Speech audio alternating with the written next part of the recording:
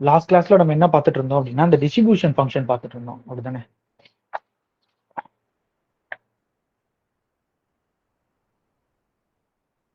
அதுக்கு ஒரு அந்த டிஸ்ட்ரிபியூஷன் ஃபங்க்ஷன் வந்து ரைட் ஹேண்ட் சைடு வந்து கண்டினியூஸா இருக்கும் சரிங்களா. ஆனா லெஃப்ட் ஹேண்ட் சைடு வந்து கண்டினியூஸா இருக்கட்டும் அவசியம் இல்லை அப்படின்னு நான் சொல்லிட்டு இருக்கேன். அதுக்கு ஒரு எக்ஸாம்பிள் சொல்றேன் அப்படின்னு சொல்லிட்டு இருந்தேன் சரிங்களா.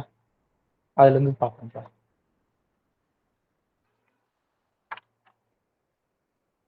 ஏதாவது வாய்ஸ் ஸ்ட்ரக் ஆனா சொல்லிருங்க. எப்படி வந்து ஒரு ப்ராபபிலிட்டி, அதாவது ஒரு ப்ராபபிலிட்டி மாஸ் ஃபங்க்ஷன்ல இருந்து எப்படி டிஸ்ட்ரிபியூஷன் ஃபங்க்ஷன் கண்டுபிடிக்கிறது அப்படின்றத பாருங்க. இப்போ probability of X equal to 1 is equal to 0.3ன்னு கொடுத்துட்டாங்க. Probability of X equal to 2 is equal to 0.4ன்னு கொடுத்துட்டாங்க. And probability of X equal to 3 is equal to 0.3ன்னு கொடுத்துருக்காங்க. இப்போ மொத்தமே பார்த்தீங்கன்னா இதுல வந்து 1 2 3 அப்படின்னு மூணே வேல்யூஸ் மட்டும் தான் இருக்கு. அதுவும் தனித்தனியா கொடுத்துருக்காங்க. அதனால இது என்னது டிஸ்கிரீட் ரேண்டம் வேரியபிள். அதோட ப்ராபபிலிட்டி மாஸ் ஃபங்க்ஷன் கொடுத்துட்டாங்க. இப்போ இதோட டிஸ்ட்ரிபியூஷன் ஃபங்க்ஷன் எப்படி எழுதணும் அப்படின்னு பாருங்க. இப்போ இதுக்கு டிஸ்ட்ரிபியூஷன் ஃபங்க்ஷன் எழுதணும்னா எப்படி எழுதுவோம் அப்படின்னா, எக்ஸ் லெஸ் தென் 1 இருந்தா, 1 விட கம்மியா இருந்தா அதுக்கு ப்ராபபிலிட்டி இல்லை. 1ல இருந்து 2க்குள்ள இருந்தா அப்ப இதை மட்டும் கன்சிடர் பண்ணணும். அப்ப 0.3. அடுத்து 2ல இருந்து ஸ்டார்ட் ஆகி 3க்குள்ள முடிஞ்சதுன்னா அப்ப நீங்க என்னென்ன பார்க்கணும், இப்படி வச்சுக்கோங்க, 1 2 3 இப்படி இருக்குல்ல. அப்ப இதுக்கு முன்னாடி பார்த்தா 0, இந்த பாயிண்ட்ல 0.3, இந்த பாயிண்ட்ல 0.4, இந்த பாயிண்ட்ல 0.3. அப்ப 1 வரைக்கும் பாத்தீங்கன்னா 0.3, 2 வரைக்கும் நீங்க பாத்தீங்க அப்படின்னா 0.3யும் சேர்த்துக்கணும், 0.4யும் சேர்த்துக்கணும். அதனால 0.7ன்னு போடணும். இதே இது நீங்க அடுத்து 3யும் சேர்த்து, அதாவது 3யும் சேர்த்து இல்ல 3க்கு மேல அப்படின்னு நீங்க பார்க்கும்போது என்ன ஆகும் அப்படின்னா உங்களுக்கு சரிங்களா, இந்த 3 வேல்யூயும் சேரும். ஏன்னா இது வந்து குமுலேட்டிவ் தானே, குமுலேட்டிவ் தானப்பா, நம்ம ஆட் பண்ணி தானே போடணும் சரிங்களா. ஏன்னா நம்ம பார்க்கும்போதே பார்த்துருக்கோம் இதோட ஃபார்முலா என்ன, probability of X less than or equal to எக்ஸ்னு பார்த்துருக்கோம். அப்ப 1க்கு கேட்டா நீங்க 1க்கு மட்டும் பார்க்க கூடாது, -∞ல இருந்து 1 வரைக்கும் பார்க்கணும் சரியா. அந்த கான்செப்ட்ல அப்ப இதோட வேல்யூ என்ன வரும்னா 1 வரும். ஸோ அப்ப இந்த ப்ராபபிலிட்டி ஃபங்க்ஷனுக்கு இதுதான் டிஸ்ட்ரிபியூஷன் ஃபங்க்ஷன் சரியா. இப்ப இதை பிளாட் பண்ணி பார்ப்போம் எப்படி இருக்கு அப்படின்னு. இப்ப இதை பிளாட் பண்ணுவோம்.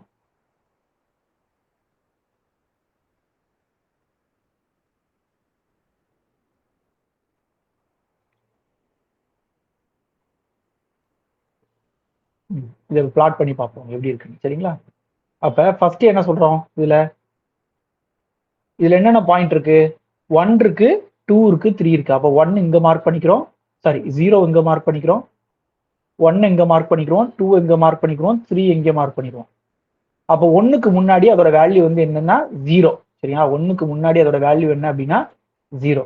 அப்ப -∞ இருந்து 1 வரைக்கும் அதோட வேல்யூ வந்து என்னவா இருக்கும், 0வா இருக்கும். அடுத்து 1ல இருந்து 2 வரைக்கும் என்னவா இருக்கு 0.3. அப்ப இப்படி இருக்கும் 0.3 சரிங்களா. அடுத்தது 0.7 இந்த கேப். அதுக்கடுத்து இதுக்கு அப்புறம் ஓகேவா 3க்கு மேல எல்லாத்துலயுமே என்ன வரப்போகுது அப்படின்னா உங்களுக்கு 1 வரப்போகுது. ஸோ கிராஃப் இப்படி இருக்கும் சரிங்களா. இந்த பாயிண்ட் வந்து என்ன பாயிண்ட் அப்படின்னா 0.3, இந்த பாயிண்ட் வந்து 0.7, இது வந்து 1 சரியா. அதுல இப்ப இதுல வந்து இந்த பாயிண்ட் 1 வந்து இங்க இன்க்ளூட் ஆகும், இதோட வேல்யூ இங்க இன்க்ளூட் ஆகும், இங்க எக்ஸ்க்ளூட் ஆகும். இந்த மாதிரி சர்க்கிள் போடுவாங்க, சர்க்கிள் போட்டா அந்த பாயிண்ட் இன்க்ளூட் ஆகலன்னு அர்த்தம். புள்ளியா வச்சா அந்த பாயிண்ட் வந்து இருக்குன்னு அர்த்தம் சரிங்களா.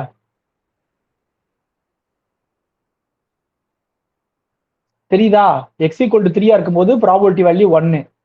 இப்போ எக்ஸ் ஈக்குவல் டு 2.5 இருந்தா probability value 0.7, X equal to 1.5 இருந்தா ப்ராபபிலிட்டி வேல்யூ 0.3. ஸோ இதோட கிராஃப் இப்படித்தான் இருக்கும் சரிங்களா. இப்போ இந்த கிராஃபை பார்த்தா உங்களுக்கு எப்படி தெரியுது, இது என்ன வகையான ஃபங்க்ஷன்,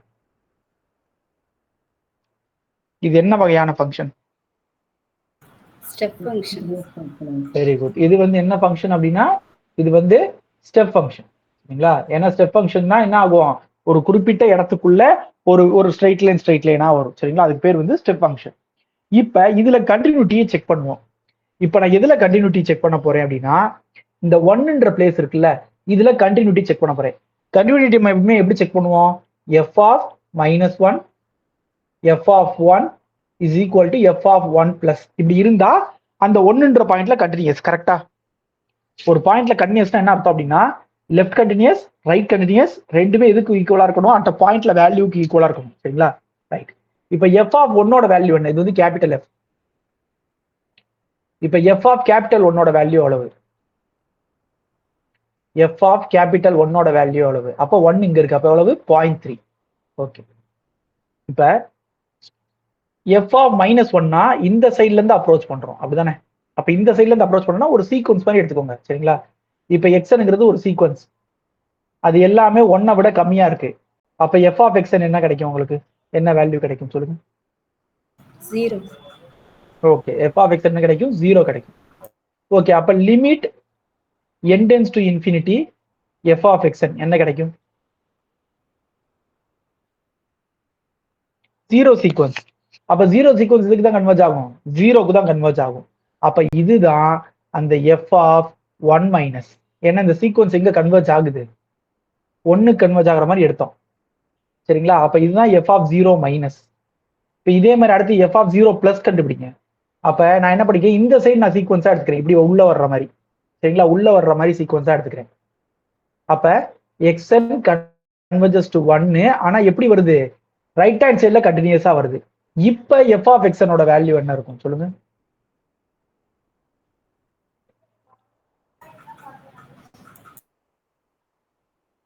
0.3. 0.3. அப்ப இதுக்கு லிமிட் அப்ளை பண்ணுங்க நீங்க. அப்ப limit n tends to infinity f of xn, இதோட வேல்யூ என்ன இருக்கும், 0.3 தான் வரும். இந்த இப்ப நான் என்ன சொன்னேன், லெஃப்ட் லிமிட் ரைட் லிமிட் எல்லாமே எப்படி இருக்கணும், ஈக்குவலா இருக்கணும் அப்படின்னு நான் சொன்னேன். இப்ப 3 வேல்யூ இருக்கு, என்னென்ன வேல்யூ, எஃப் ஒன் மைனஸ்ங்கிறது வந்து 0, எஃப்ங்கிறது 1 பிளஸ்ங்கிறது 0.3 is equal to F of 1 அப்படிதானே, இது is equal to F of 1. அப்ப இந்த ஃபங்க்ஷன் எப்படி இருக்கு, ரைட் ஹேண்ட் சைடு கண்டினியூஸா இருக்கு, ஆனா லெஃப்ட் ஹேண்ட் சைடு கண்டினியூஸா இல்ல. ஸோ இதைத்தான் என்ன சொல்றாங்கன்னா எல்லா டிஸ்ட்ரிபியூஷன் ஃபங்க்ஷனும் ரைட் ஹேண்ட் சைடு கண்டினியூட்டி கண்டிப்பா இருக்கும். இது ஒரு எக்ஸாம்பிள். சரிங்களா? ஸோ இது மாதிரி நீங்க ஒன்னுக்கு மட்டும் செக் பண்ண அவசியம் இல்லை, நீங்க எந்த பாயிண்ட் எடுத்து செக் பண்ணாலும் ஒன்னு ஃபுல்லா கண்டினியூஸா இருக்கும் அல்லது கண்டிப்பா ரைட் சைடு கண்டினியூஸ் இருக்கும் அப்படின்றாங்க. சரிங்களா? கண்டிப்பா ரைட் சைடு கண்டினியூஸ் இருக்கும் அப்படின்றாங்க. ஓகேவா? சரி.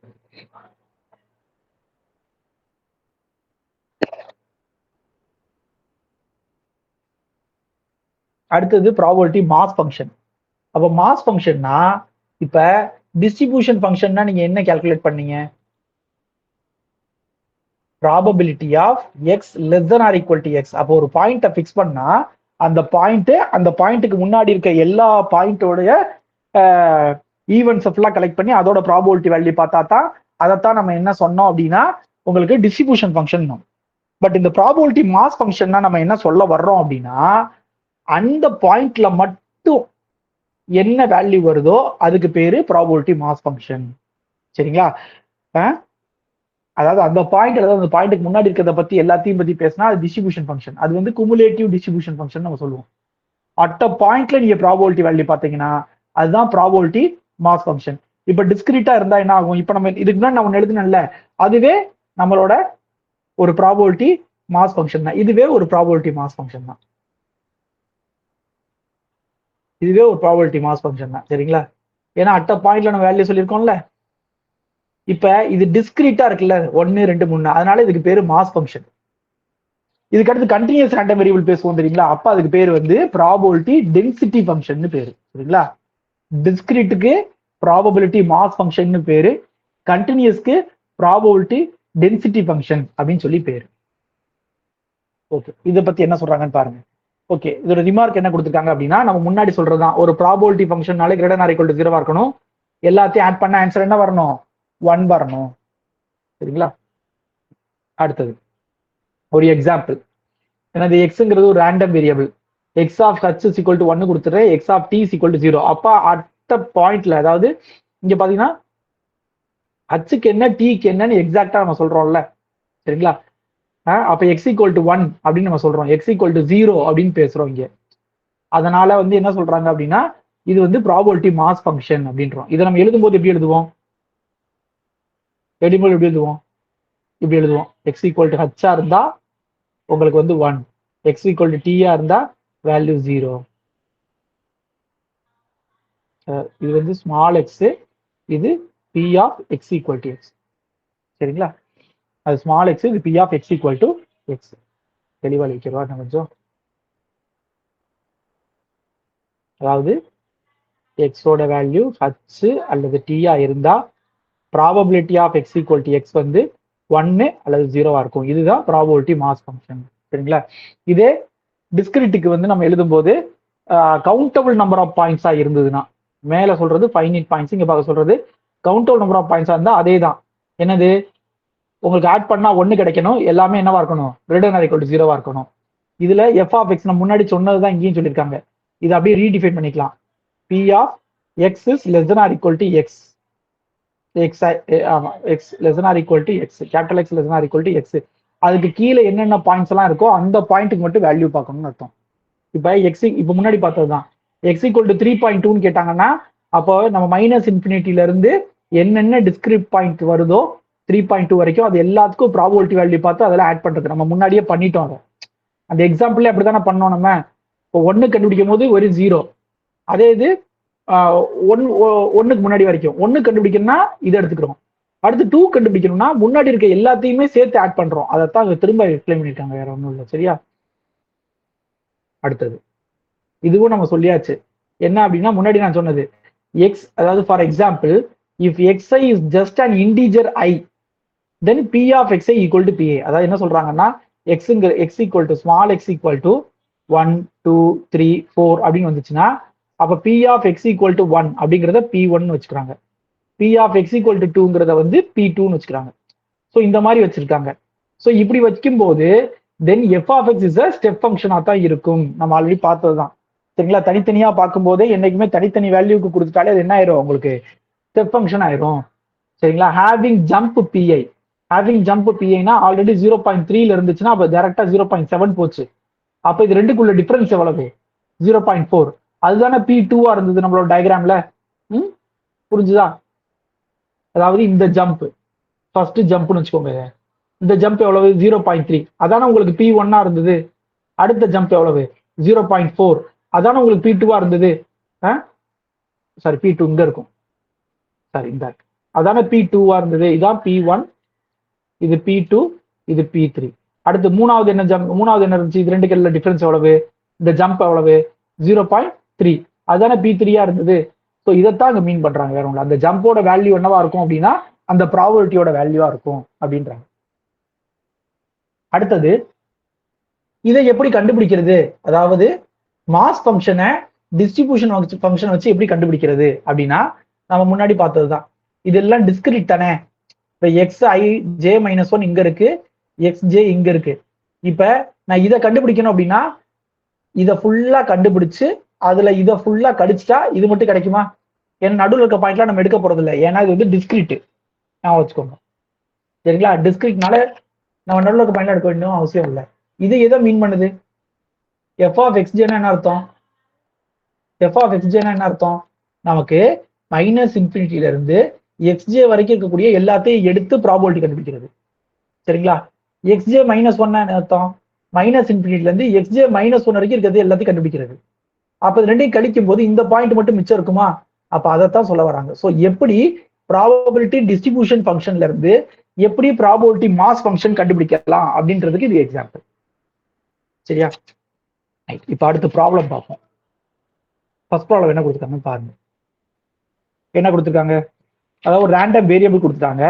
கொடுத்துட்டு அதுல வந்து P of X equal to 0க்கு 0, எக்ஸ் ஈக்குவல் டு ஒன்னுக்கு கே, எக்ஸ் ஈக்குவல் டு டூக்கு 2k, X equal to 3க்கு 3k இப்படி கொடுத்துட்டாங்க. இப்ப என்ன கேட்கறாங்க? ஃபர்ஸ்ட் கொஸ்டின் ஃபைண்ட் கே, கேவோட வேல்யூ என்னன்னு கேட்டிருக்காங்க. ரெண்டாவது probability of X less than 6 என்ன கிடைக்கும், probability of X greater or equal to 6 என்ன கிடைக்கும், probability of 0 less than X less than 5 என்ன கிடைக்கும் அப்படின்னு கேட்டிருக்காங்க. இது second question. Third question, probability of X less than or equal to A is greater than 1/2 வரணும்னா ஏயோட மினிமம் வேல்யூ என்னவா இருக்கணும், அதாவது ஏவோட எந்த கம்மியான வேல்யூக்கு மொத்த ப்ராபபிலிட்டி வேல்யூ வந்து பாதியை விட அதிகமா இருக்கும் அப்படின்னு கேட்கறாங்க. சரிங்களா? அடுத்தது டிஸ்ட்ரிபியூஷன் ஃபங்க்ஷன் கேட்கறாங்க. கொடுத்துருக்கிறது மாஸ் ஃபங்க்ஷன், கேட்கறது டிஸ்ட்ரிபியூஷன் ஃபங்க்ஷன் என்ன அப்படின்னு கேட்கறாங்க. சரிங்களா?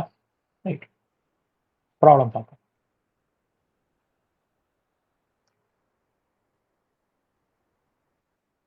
ஸோ ஃபர்ஸ்ட் அவங்க கேட்டிருக்கிறது என்ன கேட்டிருக்காங்க, கே வேல்யூ என்னன்னு கேட்டிருக்காங்க. சரிங்களா?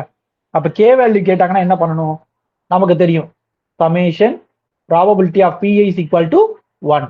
அப்ப எல்லாத்தையும் ஆட் பண்ணணும். அப்ப எல்லா ப்ராபபிலிட்டியும் ஆட் பண்ண போறேன். 0 plus K plus 2k plus 2k plus 3k plus k square plus 2k square plus 7k square plus k is equal to 1. அப்ப இதை ஃபுல்லா ஆட் பண்ணா என்ன வரும் அப்படின்னா,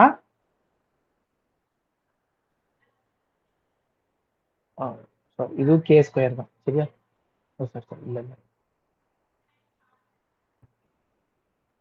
அப்ப இதை ஃபுல்லா ஆட் பண்ண என்ன கிடைக்க போகுது அப்படின்னா 10k square plus 9k minus 1 is equal to 0. இந்த பிளஸ் 1 கிட்ட வரும்போது மைனஸ் 1 ஆயிடுச்சு. இப்போ இது குவாட்ரடிக் ஃபார்ம்ல இருக்கா, இதை சால்வ் பண்ணுங்க. சால்வ் பண்ணா ரெண்டு வேல்யூ கிடைக்குது, 1 மைனஸ் 1 1/10. இதுல எதை சூஸ் பண்ணுவீங்க, எதை சூஸ் பண்ண மாட்டீங்க?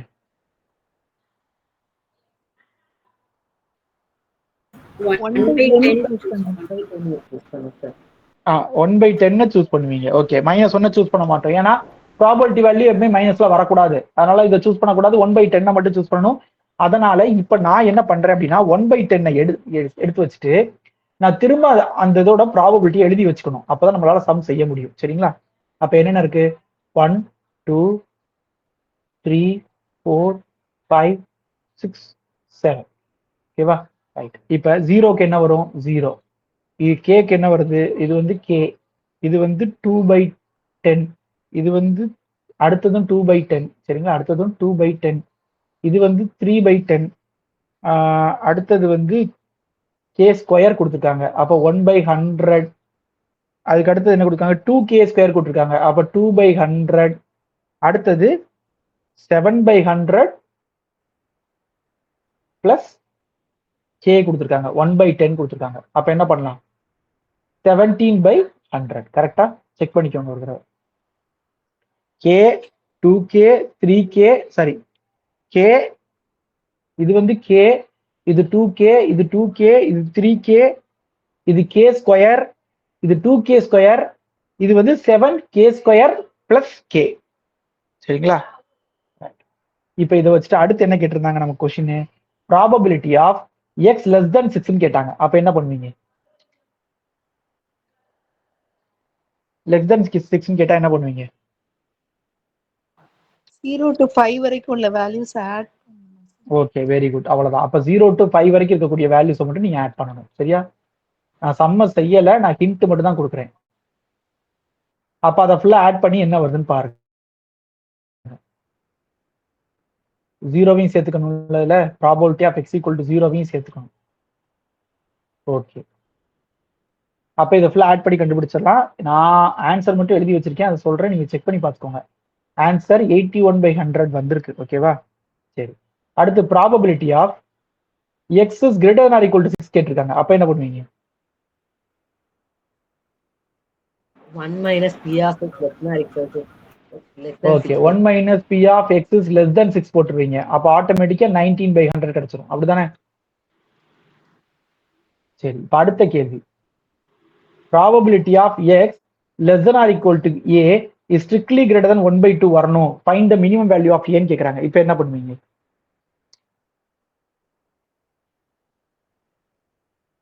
இப்ப என்ன பண்ணுவீங்க?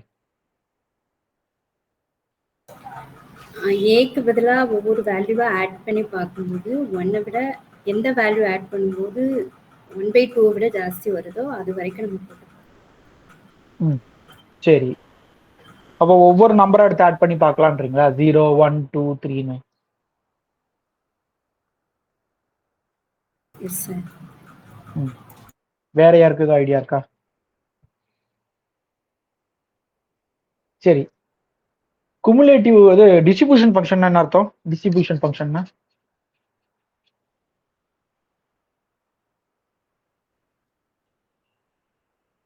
டிஸ்ட்ரிபியூஷன் ஃபங்க்ஷன் என்ன? வரணும் சார்.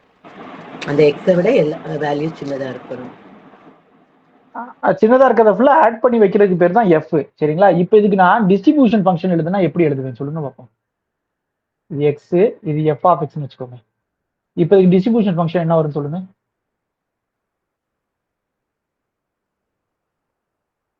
ஏன்னா டிஸ்ட்ரிபியூஷன் ஃபங்க்ஷன் ஒரு ஃபங்க்ஷன் தானே, அதுக்கு நம்ம வேல்யூ எழுதணும்ல. என்ன எழுதணும் சொல்லுங்க. P of x less than or equal to 0 is equal to 0 வரும் சார். Okay okay. அடுத்தது less than or equal to 1க்கு வந்து 0வே plus 1/10 போட்டுக்கணும். ஓகே. அடுத்தது less than or equal to 2க்கு 0 plus 1/10 plus 2/10. ஓகே, கரெக்டா நான் எழுதுறது. எல்லாருக்கும் புரிஞ்சுதா அது?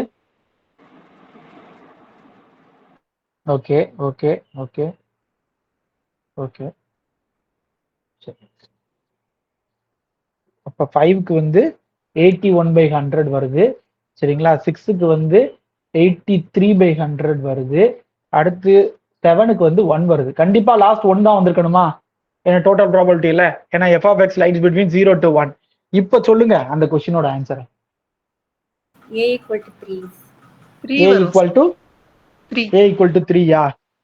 S sir. கரெக்டா பாருங்க. 3 ஜஸ்ட் இல்ல ஒரு இதுல 4. 4 4 சூஸ். ஏன் 4 சூஸ் பண்ணணும்? greater than 1/2 னா 1/2 விட ஜாஸ்தியா இவங்க ஏற்றிருக்கிறது கிரேட்டர் than 1/2. இந்த இடத்துலயே நமக்கு 1/2 அச்சீவ் ஆயிருச்சு. ஆனா நம்ம கேட்டிருக்கிறது ஸ்ட்ரிக்ட்லி கிரேட்டர் than. அப்ப அதை விட அதிகமா வேணும். அதனால 4/5. சரி, ஏன் 4 சூஸ் பண்ணணும்? 5 6 7 சூஸ் பண்ணலாம்ல. ஏன் 4 சூஸ் பண்ணணும்? அது ஏன்னா 5க்கு நேராவும் கிரேட்டர் than 1/2 தானே. Sir very first nearest term of 1/2 தான் சார். அவங்க மினிமம்னு கேட்டிருக்காங்க. சரிங்களா? மினிமம் வேல்யூ ஆஃப் ஏன்னு கேட்டிருக்காங்க.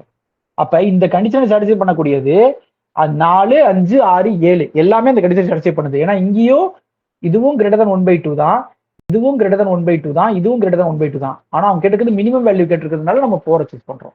அப்ப ஏவோட வேல்யூ என்ன அப்படின்னா 4. ஸோ அதுக்கு அடுத்து அந்த கொஸ்டின்ல கேட்டிருந்தது டிஸ்ட்ரிபியூஷன் ஃபங்க்ஷன் என்னன்னு கேட்டிருந்தாங்க. நான் டிஸ்ட்ரிபியூஷன் ஃபங்க்ஷன் ஆல்ரெடி நம்ம கண்டுபிடிச்சாச்சு. சரிங்களா? இதுதான் டிஸ்ட்ரிபியூஷன் ஃபங்க்ஷன். இந்த கொஸ்டின் புரிஞ்சுதா?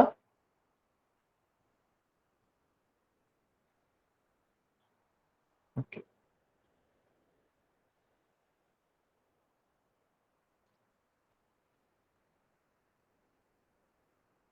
இப்ப அடுத்த ப்ராப்ளம் பார்ப்போம். அடுத்த ப்ராப்ளம் மாதிரி ஒரு ப்ராப்ளத்தை பிஜிடிஆர்பில கேட்டிருந்தாங்க. சரிங்களா? அடுத்த ப்ராப்ளம் மாதிரி ஒரு ப்ராப்ளம் வந்து பிஜிடிஆர்பில கேட்டிருந்தாங்க. நான் சொல்லலாம் மேக்ஸிமம் புக்ல இருக்க கொஸ்டின்ஸ் தான் கேட்கறாங்க. ஏதாவது ஒரு மூலையில இருந்து கேட்டுறாங்க, அவ்வளவுதான். புதுசா கொஸ்டின்லாம் யாரும் ஃப்ரேம் பண்றது இல்லை. அதாவது P of X equal to X by 15 for X equal to 1 2 3 4 5. இப்போ மொத்தமே 5 வேல்யூ தான் இங்க இருக்கு. அவங்க கேட்டிருக்கிறது P of X equal to 1 or 2 கேட்டிருக்காங்க. அதுக்கடுத்து என்ன கேட்டிருக்காங்க அப்படின்னா இதோட கண்டிஷனல் ப்ராபபிலிட்டி கேட்டிருக்காங்க. இந்த 2 கொஸ்டின் கேட்டிருக்காங்க. சரிங்களா? ஸோ முதல்ல நான் கொஸ்டின் எழுதிருக்கேன் ஃபர்ஸ்ட்.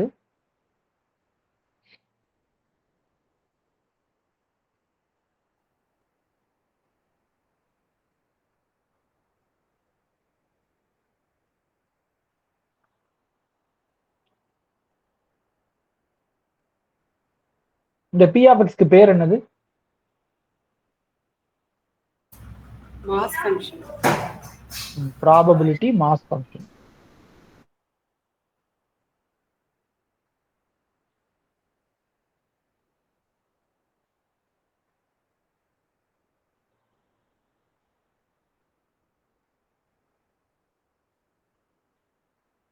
ஓகே, முதல்ல பண்ணலாம்.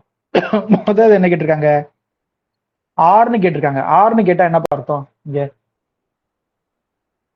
Probability of X equal to 1 or X equal to 2.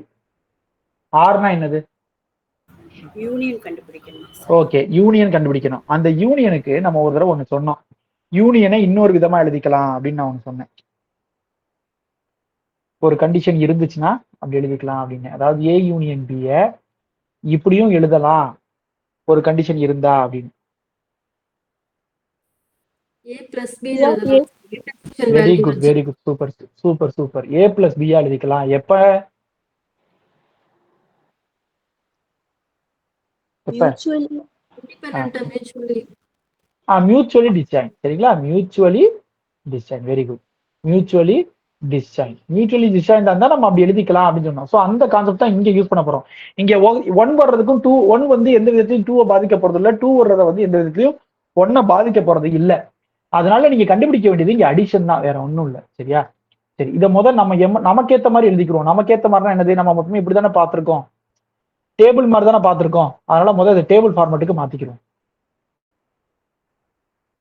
அப்ப இது 1/15, இது 2/15, இது 3/15, இது 4/15, இது 5/15. சரி, இப்ப சொல்லுங்க, probability of X equal to 1 or probability of X equal to 2 கேட்டா என்ன பண்றது?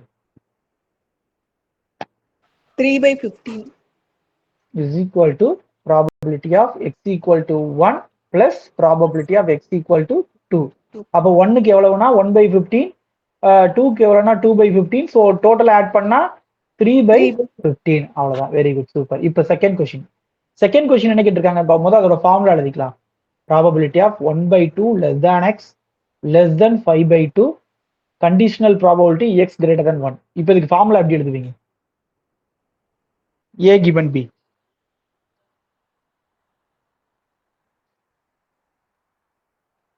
ஃபார்முலா எப்படி எழுதுவீங்க? A intersection B intersection B divided by P of P.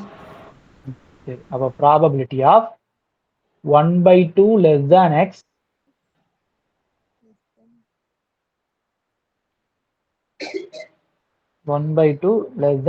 less than 5/2 intersection x is greater than 1 divided by கீழே இருக்கிறத கீழே போடணும்.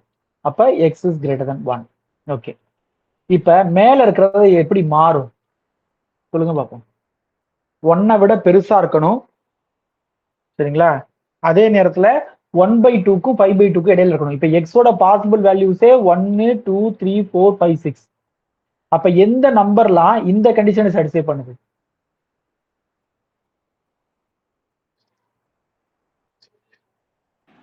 Two மட்டும் சாட்டிஸ்ஃபை பண்ணும் சார். ஓகே, அப்ப p of x equal to 2 இது எழுதிக்கணும். அப்ப சரி, கீழே வந்து p of x greater than 1 கேட்டிருக்காங்க. அது எப்படி கண்டுபிடிக்கிறது? 1 ரெண்டு விதமா. ஓகே ஓகே, ஒரு மெத்தட் என்ன அப்படின்னா 1 minus P of X less or equal to 1 போட்டுக்கலாம். இல்ல அப்படின்னா நம்ம மேல மொத்தம் 4 நம்பர் தான் இருக்குது, ஆட் பண்ணிக்கலாம். ஆனா பொதுவாக நம்ம இந்த மெத்தட் தான் யூஸ் பண்ணுவோம். சரிங்களா? சரி, இப்ப P of X equal to 2ங்கிறது உங்களுக்கு 2/15. 1 minus P of X less or equal to 1 கொடுத்துருக்கேன். ஆனா எக்ஸோட வேல்யூ 1 அல்லது 1 விட கம்மியானா 1 மட்டும் தான். அப்ப இதை என்ன பண்ணிக்கலாம்? P of X equal to 1 நீங்க எழுதிக்கலாம்.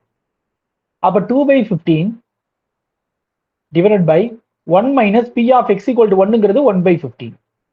அப்ப 2/15 இதை மேல கொண்டு வந்தா 15/14. அப்ப ஆன்சர் என்ன கிடைக்குது? 1/7. கரெக்டா?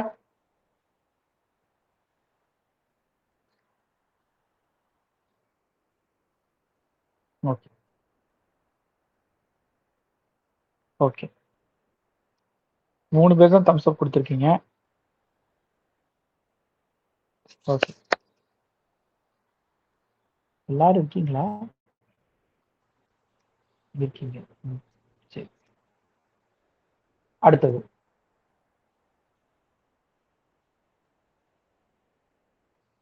அடுத்து என்ன கொடுக்கும்? இதே இது அடுத்து கண்டினியூஸ் ரேண்டம் வேரியபிள். இப்ப இவ்வளவு நேரம் பார்த்தது வந்து டிஸ்கிரிட் ரேண்டம் வேரியபிள், அடுத்து பார்க்கறது வந்து கண்டினியூஸ் ரேண்டம் வேரியபிள். சரிங்களா? அப்ப கண்டினியூஸ் ரேண்டம் வேரியபிள்னா என்ன அர்த்தம்? அது வந்து கவுண்டபிள் பாயிண்டா இருந்தா அது டிஸ்கிரிட், அப்ப அன்கவுண்டபிளா இருக்கணும். அப்ப அன்கவுண்டபிள்னு எப்ப சொல்லுவோம்? கவுண்டபிள் அன்கவுண்டபிள் எப்போ சொல்லுவோம் தெரியுமா? எப்போ ஒரு செட்டு கொஞ்சம் மேத்தமெட்டிக்கலா கேட்குறீங்க, கொஞ்சம் மேத்தமெட்டிக்கலா. நம்ம ரியல் அனாலிசிஸ்ல படிப்போம்ல பொதுவா கவுண்டபிள் அன்கவுண்டபிளுக்கு. இப்போ ஒரு நம்பருக்கும் இன்னொரு நம்பருக்கும் இடையில இன்பிட்வீன் எவ்வளோ பாயிண்ட்ஸ் இருக்கு அந்த மாதிரி டிஃபைன் பண்றதா சார்? இல்ல மேம், இல்ல. அதுக்கு ஒரு இதே இருக்கு, ஒரு டெஃபினிஷனே இருக்கு. எப்போ ஒரு ஒரு செட்டை வந்து கவுண்டபிள்னு சொல்லலாம் அப்படின்னு. நேச்சுரல் நம்பர்ஸ் கூட பைஜெக்டிவா இருந்தா countable. Very good, super ma'am, super. Natural number கூட பைஜெக்டிவா இருக்கும். அதாவது there is a one-to-one correspondence between the set and the natural number. ஒரு ஃபங்க்ஷன் டிஃபைன் பண்ணுவோம் நம்ம நேச்சுரல் நம்பர்ல இருந்து அந்த செட்டுக்கு டிஃபைன் பண்ணி அந்த ஃபங்க்ஷனை வந்து என்னன்னு சொல்லுவோம், பைஜெக்ஷன் சொல்லுவோம். அப்படி பைஜெக்ஷன் கிடைச்சிருச்சு அப்படின்னா அந்த செட் வந்து கவுண்டபிள் செட்டா இருக்கும். அப்படி உங்களால பைஜெக்ஷன் கொடுக்க முடியல அப்படின்னா, அதாவது ஒரு நேச்சுரல் நம்பரோட ஒரு ஃபங்க்ஷனை டிஃபைன் பண்ணி அதை வந்து உங்களால பைஜெக்டிவா கொடுக்க முடியல அப்படின்னா அது அன்கவுண்டபிள். ஓகேவா? இப்போ மற்றவங்க தெரியாதவங்களும் பார்த்துக்கோங்க.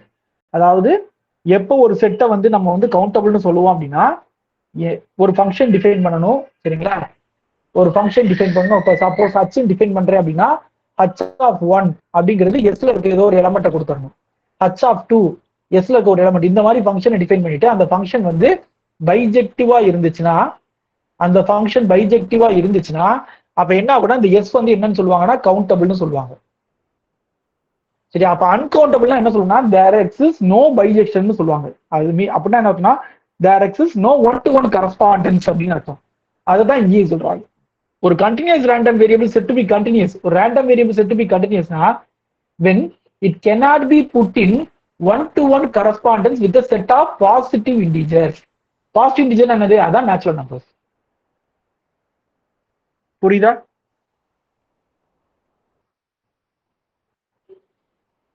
ஓகே, அதுதான் மீன் பண்றாங்க. ஸோ மேல அதை என்ன சொல்லியிருப்பாங்க அப்படின்னா ஒரு லிமிட்டுக்குள்ள இருக்க எல்லாத்தையும் எடுத்து போட்டுக்கலாம் அப்படின்றது ஒரு 2 டெஃபினிஷன் கொடுத்துருக்காங்க. நமக்கு வந்து 2வது டெஃபினிஷன் தான் ரொம்ப கரெக்டான டெஃபினிஷன். சரிங்களா? முதல் டெஃபினிஷன் சொல்லியிருக்காங்கன்னா ஒரு லிமிட்டுக்குள்ள இருக்க எல்லாத்தையும் எடுத்துக்கிறது அப்படின்னு ஒரு மேல கொடுத்துருக்காங்க. பட் 2வது டெஃபினிஷன் சொல்லுங்கன்னா it cannot be put in a one-to-one correspondence with a set of positive integers அப்படின்னு சொல்லியிருக்காங்க. சரிங்களா? அடுத்து நான் முன்னாடி சொன்ன மாதிரி அதுக்கு டிஸ்கிரீட்டா இருந்ததுன்னா ப்ராபபிலிட்டி மாஸ் ஃபங்க்ஷன். சரிங்களா? கண்டினியூஸா இருந்தா அது பேர் ப்ராபபிலிட்டி டென்சிட்டி ஃபங்க்ஷன். சரிங்களா? அப்ப அதுக்கு என்னென்ன ப்ராபபிலிட்டி, அதுக்கு என்னென்ன கண்டிஷன்ஸ் இருக்கணும்? ஸோ ஃபர்ஸ்ட் கண்டிஷன் அங்க சொன்ன மாதிரியே greater than or equal to 0 இருக்கணும். அங்க சமேஷன் 1, இங்கே இன்டெகிரல் வேல்யூ 1. சரிங்களா? அதை தவிர 3வது என்ன கொடுத்துருக்காங்க பாருங்க, எந்த ஈவெண்ட் எடுத்தாலும் அந்த ஈவெண்ட்டோட ப்ராபபிலிட்டின்றது அந்த ஈவெண்ட்டை வச்சு நீ இன்டெகிரேட் பண்ணா கிடைக்கிற ஆன்சர் அப்படின்னு கொடுத்துட்டாங்க. சரிங்களா? அந்த ஈவெண்ட்டை வச்சு இன்டெகிரேட் பண்ணா கிடைக்கிற ஆன்சர் அப்படின்னு சொல்லி கொடுத்துருக்காங்க. ஸோ இதுல 3 கண்டிஷன் இருக்கு, ஞாபகம் வச்சுக்கோங்க. அங்க எப்படி டிஸ்ட்ரிபியூஷன் ஃபங்க்ஷன் பார்த்தோம், அதே மாதிரி இங்கே டிஸ்ட்ரிபியூஷன் ஃபங்க்ஷன் டெஃபினிஷன் மாற போறது இல்லை. அங்க p of x less than or equal to x னா இங்கேயும் p of x less than or equal to x தான். ஆனா அங்க என்ன பண்ணணும், x கேட்டா -∞ இருந்து x வரைக்கும் என்னென்ன வேல்யூ இருக்கோ எல்லா வேல்யூ ஆட் பண்ணணும். பட் இங்க அப்படி இல்லாம மொத்தமா நீங்க எதையுமே கேப்பே விடக்கூடாது, ஏன்னா கண்டினியூஸ்ல. அதனால இங்க இன்டகிரேஷன் போயிடுச்சு. சரிங்களா? Integration -∞ to x f of d dt அப்படின்னு கொடுத்துருங்க. சரிங்களா? அதுக்கு இதுக்குள்ள வித்தியாசம் என்ன அப்படின்னா அதுல என்னென்ன வேல்யூ நமக்கு எக்ஸ் இருந்துச்சோ அதை மட்டும் ஆட் பண்ணணும். பட் இங்க எல்லா வேல்யூமே எடுத்து இன்டகிரேட் பண்ணிடணும். சரிங்களா? அப்புறம் அங்க சொன்னதுதான், அங்க வந்து 0 to 1 இருக்குன்னு சொன்னோம். இங்க எக்ஸஸா ஒரு பாயிண்ட் இருக்கு, என்னன்னு பாருங்க. அந்த குமுலேட்டிவ் டிஸ்ட்ரிபியூஷன் ஃபங்க்ஷனை நீங்க டிஃபரன்ஷியேட் பண்ணீங்கன்னா உங்களுக்கு என்ன கிடைக்கும், மாஸ் ஃபங்க்ஷன் கிடைக்குது அப்படின்றாங்க. ஞாபகம் வச்சுக்கோங்க. சரியா? குமுலேட்டிவ் டிஸ்ட்ரிபியூஷன் ஃபங்க்ஷனை டிஃபரன்ஷியேட் பண்ணா கிடைக்கிறது தான் என்னது, மாஸ் ஃபங்க்ஷன். இதெல்லாம் கண்டிப்பா கேட்க வாய்ப்பு இருக்கு. இந்த கொஸ்டின்லாம் ஈஸியா கேட்கலாம். அதாவது ரொம்ப பேசிக்கா கேட்கணும் அப்படின்னா 2 கொஸ்டின் கேட்கலாம் இதை வச்சு. இதுல என்னன்னா ஒரு 4 ஃபங்க்ஷன் கொடுத்து இந்த 4 ஃபங்க்ஷன்ல எது ப்ராபபிலிட்டி டென்சிட்டி ஃபங்க்ஷன் அப்படின்னு கேட்கலாம். அப்ப நம்ம என்ன செக் பண்ணணும், greater than or equal to 0 வருதா, இன்டகிரேஷன் வேல்யூ 1 வருதா அப்படின்னு செக் பண்ணணும். இது ஒரு கொஸ்டின். செகண்ட் கொஸ்டின் என்ன கேட்கலாம் அப்படின்னா ஒரு டிஸ்ட்ரிபியூஷன் ஃபங்க்ஷனை கொடுத்துட்டு இதோட மாஸ் ஃபங்க்ஷன் எது கீழே இருக்கிறதுல அப்படின்னு கேட்கலாம். அப்ப என்ன பண்ணணும், டிஸ்ட்ரிபியூஷன் ஃபங்க்ஷனை டிஃபரன்ஷியேட் பண்ணி நீங்க மாஸ் ஃபங்க்ஷன் எழுதிக்கணும். இன்னொரு வகையான கொஸ்டினும் கேட்கலாம், ப்ராபபிலிட்டி டென்சிட்டி ஃபங்க்ஷனை கொடுத்துட்டு குமுலேட்டிவ் டிஸ்ட்ரிபியூஷன் ஃபங்க்ஷன் எதுன்னு கேட்கலாம். ஸோ இந்த மாதிரி 3 விதமா கேட்கலாம். இதுல ரொம்ப பேசிக் எதிர்பார்க்கலாம். ஒரு 80% சான்ஸ் இருக்கு. ஈஸியா ஒரு கொஸ்டின் எடுக்கணும் ஸ்டாட்டிஸ்டிக்ஸ்ல அப்படின்னா ரேண்டம் வேரியபிள் எடுக்கணும்னா இந்த கொஸ்டின் தான் கேட்பாங்க. சரியா? இப்ப எஃப் டேஸ் ஆஃப் எக்ஸ்ங்கிறது நான் என்ன சொல்றேன், ஸ்மால் எஃப் ஆஃப் எக்ஸ்ன்றேன். நமக்கு ஆல்ரெடி தெரியும் small F of X is always greater or equal to 0. இது அதோட கண்டிஷன்.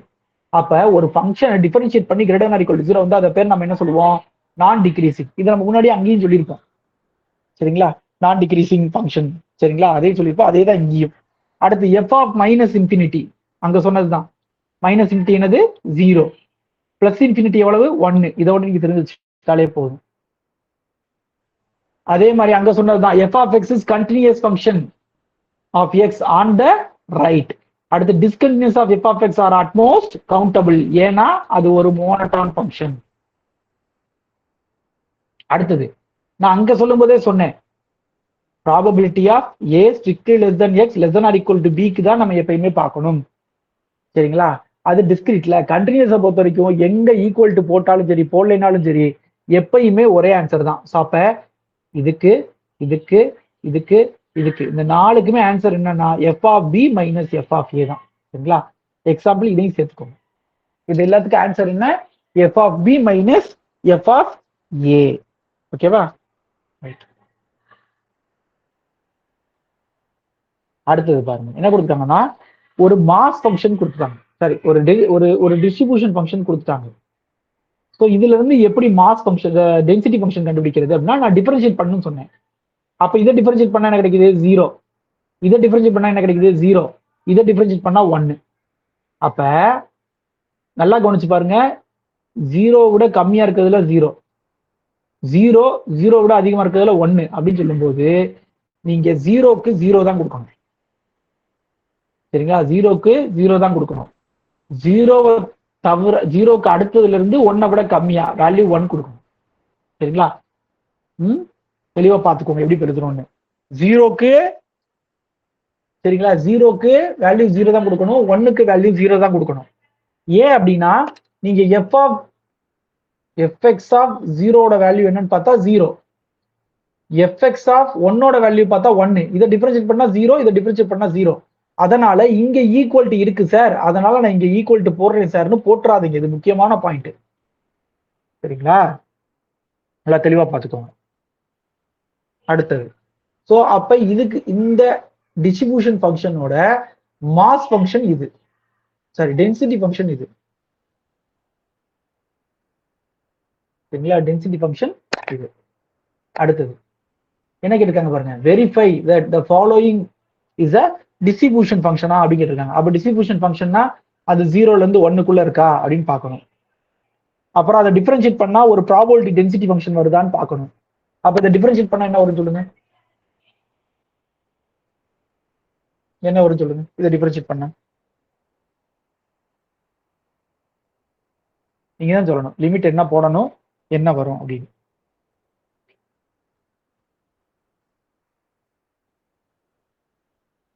சரி, ஃபர்ஸ்ட் இதை டிஃபரன்ஷியேட் பண்ண ஆன்சர் என்ன வருது? 0. இதை டிஃபரன்ஷியேட் பண்ண ஆன்சர் என்ன வருது? 0. அடுத்து ஏவை தூக்கி உள்ள போட்டா என்ன வருது? ஏவை தூக்கி உள்ள போட்டா மைனஸ் ஏவை தூக்கி உள்ள போட்டா என்ன வருது?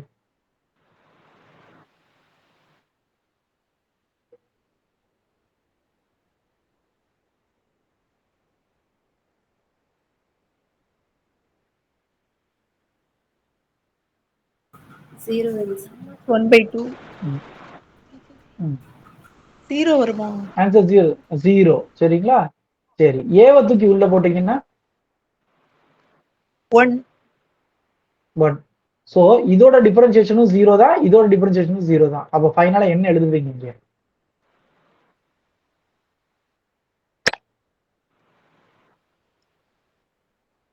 Zero only. Yes. இன்பிட்வீன் நான் பார்த்தது இந்த கேஸ் பார்த்துட்டோம், இந்த கேஸ் பார்த்துட்டோம். இது எதுக்கான கேஸ் அப்படின்னா எக்ஸ் ஈக்குவல் டு மைனஸ் ஏக்கு கேஸ், இது எக்ஸ் ஈக்குவல் டு பிளஸ் ஏக்கு கேஸ். ஊடால இருக்கிறதுக்கு இது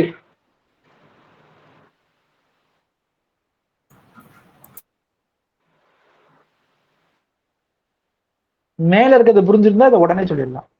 மேல இருக்கிறது புரிஞ்சிருந்தா 1/2.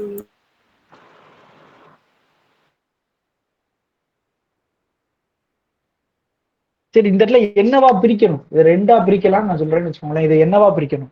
என்ன லிமிட்ல பிரிப்பீங்க? பிரிக்கிறது என்ன பிரிப்பீங்க? என்னப்பா மேல இருக்கிறது அப்படியே இருக்கு, ஏ இருக்க இடத்துல 0 இருக்கு, எக்ஸ் இருக்க இடத்துல 1 இருக்கு, கீழே ஏ இருக்க இடத்துல 1 இருக்கு, மேல மைனஸ் ஏ இருக்க இடத்துல 0 இருக்கு. அவ்வளவுதான் வித்தியாசம். மேல இருக்கிறதும் கீழே இருக்கிறதும் அவ்வளவு ஒன்றும் வித்தியாசம் கிடையாது.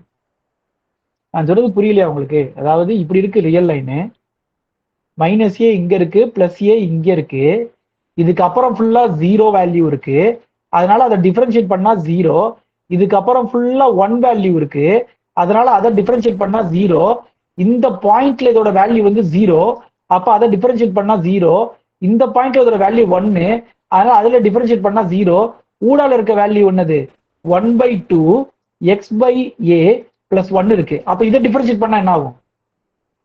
இதை டிஃபரன்ஷியேட் பண்ணா என்ன ஆகும்? எக்ஸ பொறுத்து 1/2a. அப்ப 1/2a. அப்ப இதுதான் உங்களோட டிஸ்ட்ரிபியூஷன் ஃபங்க்ஷன். இதை எப்படி எழுதுவீங்கன்னு தான் நான் கேட்கிறேன். Sir, f of x is equal to -a less than x less than x. minus less than x less than or equal to a is equal to 0. Otherwise போட்டுக்கலாம் sir. Minus ma'am அந்த இதை மட்டும் சொல்லுங்க, பிரிச்சு எழுதுற மட்டும் சொல்லுங்க, otherwise இருக்கட்டும். -a less than x less than as. Minus a less than X less than A equal to போடக்கூடாது. சரி, இப்ப இங்க என்ன போடுவீங்க? மேல என்ன போடுவீங்க? கீழே என்ன போடுவீங்க? மேல 1/2a சார். சரி, கீழே 0. அவ்வளவுதான். இதைத்தான் கேட்டது. அப்படியே மேல இருக்கிறது தானே, ஒரு மாற்றம் இல்லையில. இப்ப இது வந்து strictly greater or equal to 0வா? கிரேட்டர் ஆர் ஈக்குவல் டு 0 வரலையே. சொல்லுங்க, இது கிரேட்டர் ஆர் ஈக்குவல் டு 0வா? நெகட்டிவாவும் இருக்கலாம்ல சார். நெகட்டிவாவும் இருக்கலாம். அப்ப கடைசி அப்ப என்ன சொல்ல வரோம்? அப்ப இதுல இருந்து என்ன சொல்லலாம்னா இது டிஸ்ட்ரிபியூஷன் ஃபங்க்ஷனாவே இருக்க முடியாது. அப்ப இது டிஸ்ட்ரிபியூஷன் ஃபங்க்ஷனாவே இருக்க முடியாது. ஏன்னா நெகட்டிவ் வரக்கூடாதுல்ல உங்களுக்கு.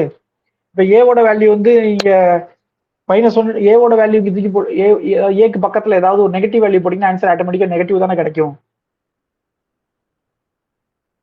இல்ல மேம், ஆல்வேஸ் பாசிட்டிவ் தான். ஏன் ஆல்வேஸ் பாசிட்டிவ் அப்படின்னா, இப்ப ஏவை வந்து நான் ஒரு 5ன்னு எடுத்துக்கிறேன்னு வச்சுக்கோங்களேன். ஏவை நான் 5ன்னு எடுத்தா இது எப்படி எழுதுவீங்க? ஏவை 5ன்னு எடுத்தா என்ன எழுதுவீங்க?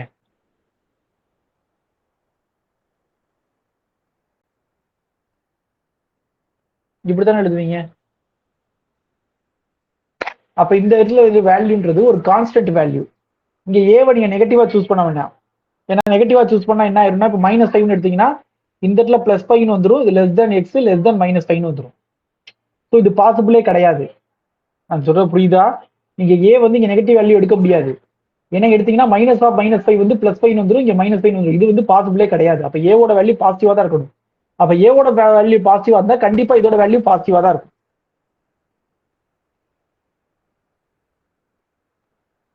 பின்னாடி இதைத்தான் நம்ம என்ன பார்க்க போறோம் அப்படின்னா யூனிஃபார்ம் டிஸ்ட்ரிபியூஷன் பார்க்க போறோம், வேற ஒண்ணும் கிடையாது. சார் ஒரு டவுட்டுங்க சார். சொல்லுங்க. 1/2a அந்த இன்டர்வல்ல வந்து less than or equal to வராதுங்களா சார்? அது ஏன் வரணும்? சார் அங்க வந்து நம்ம -a விட சின்னதா தான் எடுத்துக்கோம். -a எடுக்கல இல்லைங்க சார் 0க்கு. f of capital F of x. சரி, அப்ப அதுக்கு முந்தின ஸ்டெப்ல சரி அப்ப அதுக்கு முந்தின ஸ்டெப்ல ஏன் வந்து less than or equal to 0 எடுக்கல மேம்? முந்தின கேஸ்ல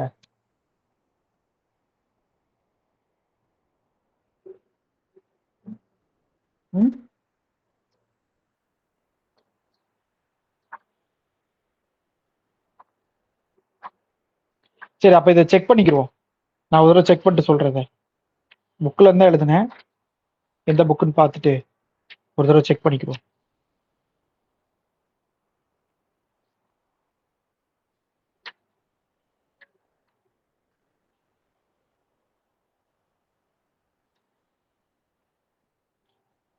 இது ஒரு செக் பண்ணிக்குவோம் மேம். நான் செக் பண்ணிட்டு உங்களுக்கு தகவல் சொல்றேன். சரியா? ஒரு தடவை செக் பண்ணிக்கிறேன் நான் என் சைட்ல. இது less than or equal to வருமா இல்லை ஈக்குவல் டு வருமா அப்படின்றத நான் பார்த்துக்கிறேன்.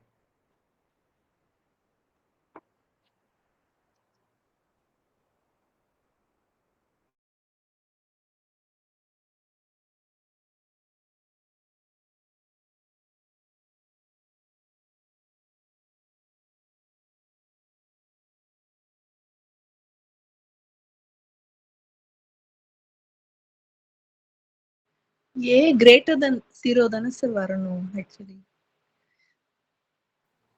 மேம் ஜென்ரலாவே ஏ கிரேட்டர் than 0 தான் இந்த இடத்துல, அதுல எந்த மாற்றமும் இல்லை. அவங்க மேடம் கேட்கறது என்ன கேட்கறாங்கன்னா இந்த இன்டர்வல்ல இந்த இடத்துல ஈக்குவல் டு வரணும் அப்படின்றாங்க அவங்க. ஓ ஓகே. ஆக்சுவலா கொடுத்துருக்கிற ஃபங்க்ஷனை தான் நம்ம டிஃப்ரென்ஷியேட் பண்ணணுமே தவிர அந்த இன்டர்வெல்ல அட் அ பாயிண்ட்டை நம்ம எப்பவும் ப்ராபபிலிட்டியில் செக் பண்ண மாட்டோம் சார். அப்ப முன்னாடி இருக்க ப்ராப்ளம்க்கு அப்ப மாத்தணுமா ma'am? 0 less than or equal to x less than or equal to 1 மாத்தணுமா? அப்படிதான் நான் நினைக்கிறேன் சார். ஏன்னா நீங்க அதை பாயிண்ட்டை சப்ஸ்டியூட் பண்ணதுக்கு அப்புறம் 0 வருது, ஸோ அதை டிஃப்ரென்ஷியேட் பண்ணா 0. 1 சப்ஸ்டியூட் பண்ணும்போது 1 வருது, அதை டிஃப்ரென்ஷியேட் பண்ணா 0 அப்படின்னு சொல்லி நம்ம சப்ஸ்டியூட் பண்ணி போட்ட மாதிரி ஞாபகம் இல்லை சார். ஸோ இன்டர்வலை சேஞ்ச் பண்ணக்கூடாது, only differentiate the function values. One second.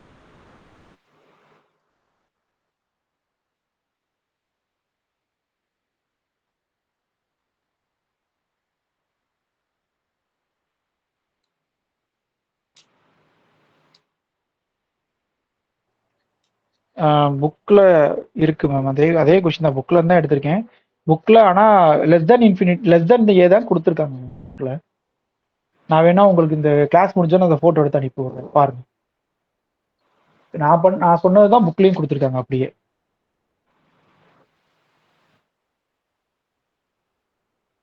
Sir நீங்கள் அந்த பாயிண்ட்ல வந்துட்டு நம்மளுக்கு ஃபங்க்ஷன் வேல்யூ 0 வருதுன்னு சொன்னீங்கல்ல சார், அதனால அந்த பாயிண்ட் எடுத்துக்க கூடாதுன்னு நினைக்கிறேன் சார்.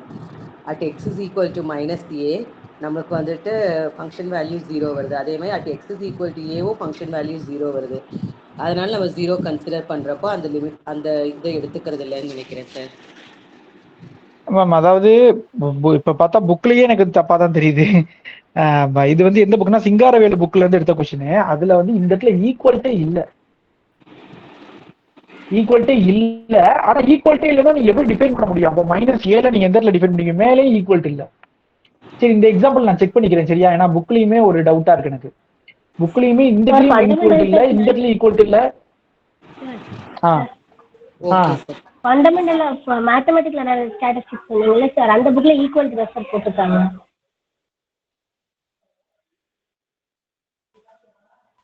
பேஜ் நம்பர் சொல்லுங்க. ஹலோ, பேஜ் நம்பர் சொல்லுங்க. 5.34.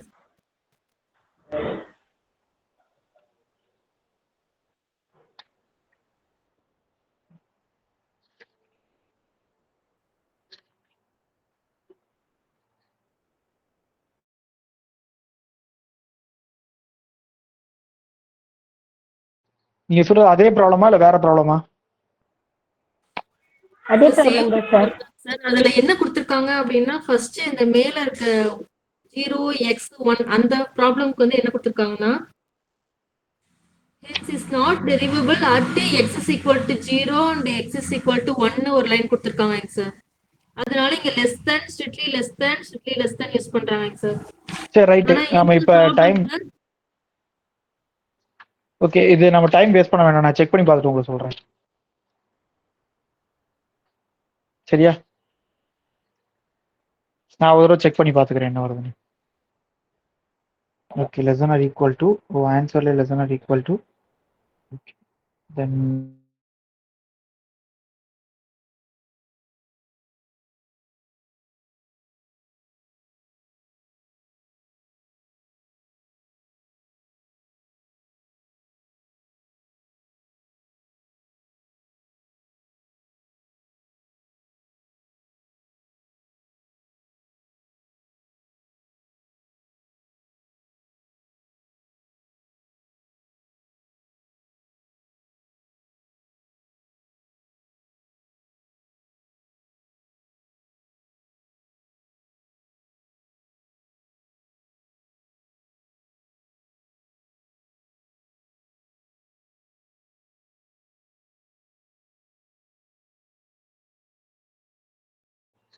நான் ஒரு தடவை செக் பண்ணிக்கிறேன் சரிங்களா, செக் பண்ணிட்டு நான் சொல்றேன். ஏன்னா இந்த புக்ல பார்த்தா எழுதியிருக்கேன், பட் ஏதோ ஒரு பாயிண்ட்டை மிஸ் பண்றேன். நான் பார்த்துட்டு சொல்றேன் உங்களுக்கு. இந்த 2 எக்ஸாம்பிள் இன்னொரு அடுத்த கிளாஸ்ல கூட சொல்லிடுவோம். சரியா? இப்போ உட்காந்து இது டைம் வேஸ்ட் பண்ண வேண்டாம். அது இந்த டிஃபரன்சியேஷனை பத்தி தான் சொல்லியிருக்காங்க. ஆனா டிஃபரன்சியேஷன் பத்தி சொல்லியிருக்காங்கன்னா கரெக்டா செக் பண்ணி பார்த்து சொல்றேன். x ஈக்குவல் டு 0ல வந்து x ஈக்குவல் டு 0லயும் 1லயும் டிஃபரன்ஷியபிள் கிடையாது அப்படி இந்த பேஜ்ல சொல்லியிருக்காங்க. அந்த பேஜ்ல அதே தான் அடுத்த எக்ஸாம்பிள்ல கண்டினியூஸ் சொல்லியிருக்காங்க. பட் ஆனா அது டிஃபரன்ஷியபிளா இல்லையான அந்த இடத்துல ஒண்ணுமே சொல்லலை.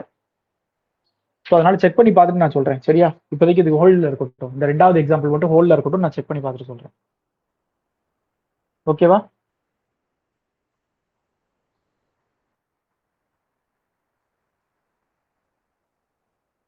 ஓகே, 3வது கொஸ்டின் என்னன்னு பார்ப்போம். 3வது கொஸ்டின் என்ன கொடுத்துருக்காங்கன்னா, டயமீட்டர் எக்ஸ் சே எக்ஸ், அதாவது டயமீட்டர் வந்து எக்ஸ் ரேண்டம் வேரியபிளா எடுத்துட்டாங்க. அது வந்து கண்டினியூஸ் ரேண்டம் வேரியபிளா இருக்கு. F of X equal to 6x 1 minus X 0 less or equal to X less or equal to கொடுத்துருக்காங்க. இப்போ என்ன சொல்றாங்கன்னா, check F of X is PDF check பண்ண சொல்றாங்க. அடுத்து எக்ஸ்பிரஷன் வந்து இதோட சிடிஎஃப், அதாவது குமுலேட்டிவ் டிஸ்ட்ரிபியூஷன் ஃபங்க்ஷனோட எக்ஸ்பிரஷன் கேட்டிருக்காங்க. அடுத்து வந்து ஒரு கண்டிஷனல் ப்ராபபிலிட்டி கேட்டிருக்காங்க. இதோட கண்டிஷனல் ப்ராபபிலிட்டி கேட்டிருக்காங்க. அடுத்து கேயோட வேல்யூ என்ன வேல்யூக்கு லெஸ் தென் கேயும் கிரேட்டர் தென் கேயும் ப்ராபபிலிட்டி வேல்யூ ஈக்குவலா வரும் அப்படின்னு கேட்டிருக்காங்க. மொத்தம் 4 கொஸ்டின் கேட்டிருக்காங்க. சரிங்களா?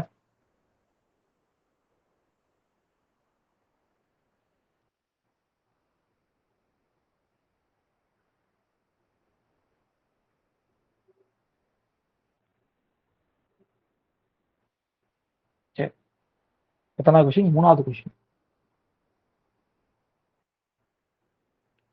ஃபர்ஸ்ட் என்ன செக் பண்ண சொல்லிருக்காங்க? அது ஒரு பிடிஎஃப் செக் பண்ண சொல்லிருக்காங்க. கொஸ்டின் என்ன கொடுத்துருக்காங்கன்னா, F of X equal to 6x 1 minus X கொடுத்துருக்காங்க. 0 less than X less than 1 less than equal to X less than equal to 1.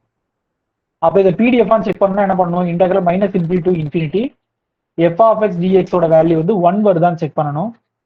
அப்போ நான் என்ன பண்றேன், இங்க மைனஸ் இன்ஃபினிட்டி நம்ம டிஃபைன் பண்ணல. எக்ஸை எங்க டிஃபைன் பண்ணியிருக்கோம்? 0 to 1ல தான் டிஃபைன் பண்ணியிருக்கோம்.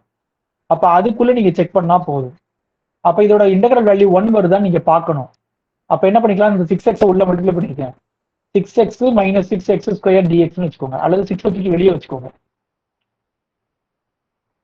எக்ஸ் மைனஸ் எக்ஸ் ஸ்கொயர் டிஎக்ஸ்னு வச்சுக்கோங்க.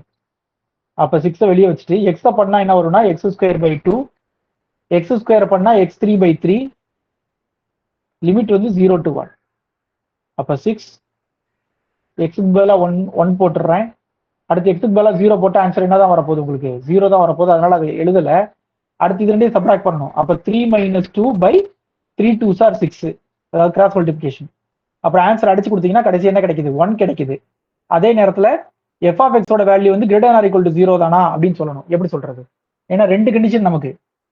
சரிங்களா? ஒரு condition greater or equal to 0ன்னு சொல்றது, 2வது கண்டிஷன் வந்து அதோட ப்ராபபிலிட்டி இன்டெகிரலோட வேல்யூ வந்து 1 வரணுங்கிறது. இன்டெகிரல் வேல்யூ 1 வந்துருச்சு. கிரேட்டர் ஆர் ஈக்குவல் டு 0ன்னு எப்படி சொல்லுவீங்க?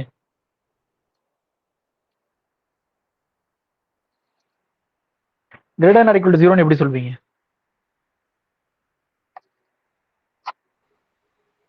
எக்ஸுக்கு 0 போடும்போது 0, சரி 1 போடுற 0 தான் வரும். சரி சரி 1/2 போட்டோம்னா யாராவது சொல்லுங்க பாப்போம். கொடுத்திருக்கிற இன்டர்வல் வந்து 0 to 1க்குள்ள இருக்கிற எல்லா பாயிண்ட்ஸையும் சப்ஸ்டிடியூட் பண்ணும்போது எஃப் ஆஃப் எக்ஸ் வந்து greater than or equal to 0 X. Okay ma'am, அது எப்படி சொல்றது? அது நம்ம அது சொல்லலாம், எல்லா பாயிண்ட்டையும் போட்டா வரும்னு. அது எப்படி மேத்தமெட்டிக்கலா நம்ம சொல்றதுன்னு கேட்குறேன். ஜென்ரலா மேத்தமெட்டிக்கலா எப்படி சொல்லலாம் அப்படின்னு கேட்குறேன்.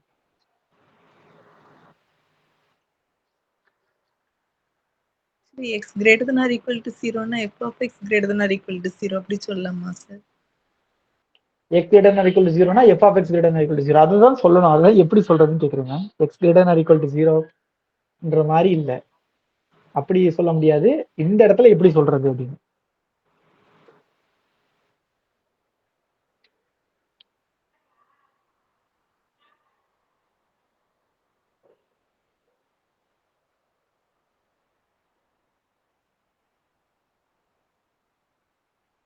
F of X equal to 0ன்னு போட்டா எக்ஸுக்கு 2 வேல்யூ கிடைக்கும். அந்த வேல்யூஸ் வந்து அந்த இன்டர்வல்குள்ள இருக்குது அப்படின்றது.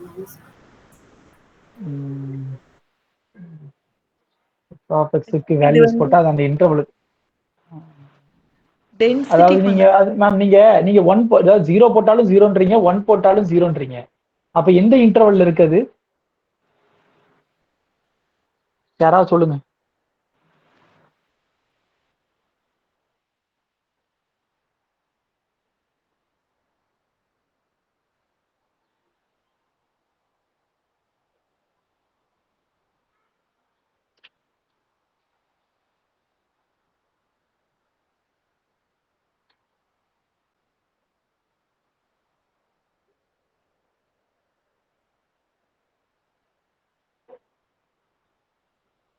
என்னாச்சு?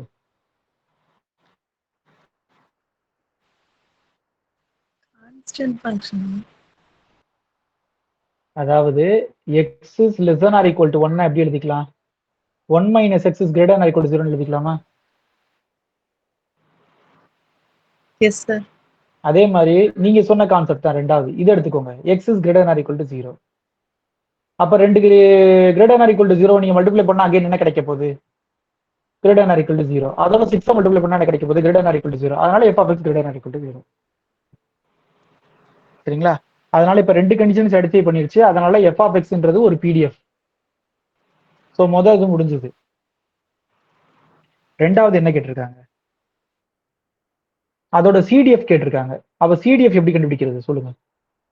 குமுலேட்டிவ் டிஸ்ட்ரிபியூஷன் ஃபங்க்ஷன் எப்படி கண்டுபிடிக்கிறது?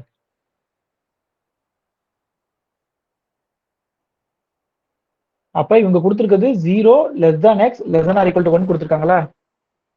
அப்ப CDF நீங்க எழுதும் போது x ஓட வேல்யூ வந்து less than or equal to 0வா இருந்தா என்ன கேஸ்? சரிங்களா? x ஓட வேல்யூ இந்த இதுல என்ன கேஸ்? x ஓட வேல்யூ வந்து greater than 1 இருந்தா என்ன கேஸ்? இப்படி மூணு கேஸ் எழுதணும் நீங்க.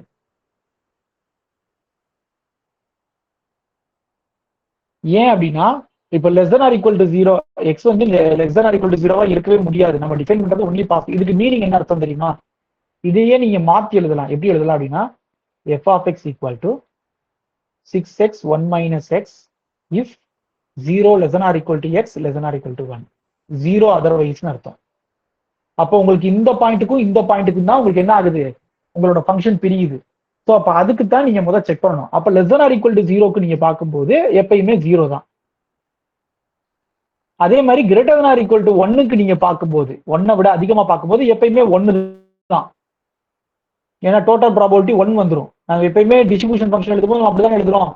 ஃபர்ஸ்ட்டுக்கு 0 இருக்கும், கடைசி 1 இருக்கும். இப்போ ஊடால இருக்கிறதுக்கு என்ன பண்ணணும் அப்படின்னா நம்மளோட ஃபார்முலா என்ன? ஃபார்முலா இதான ஃபார்முலா. இதுக்கு மீனிங் என்ன? மைனஸ் இன்ஃபினிட்டில இருந்து x வரைக்கும் f of t into dt அப்படின்னு அர்த்தம்.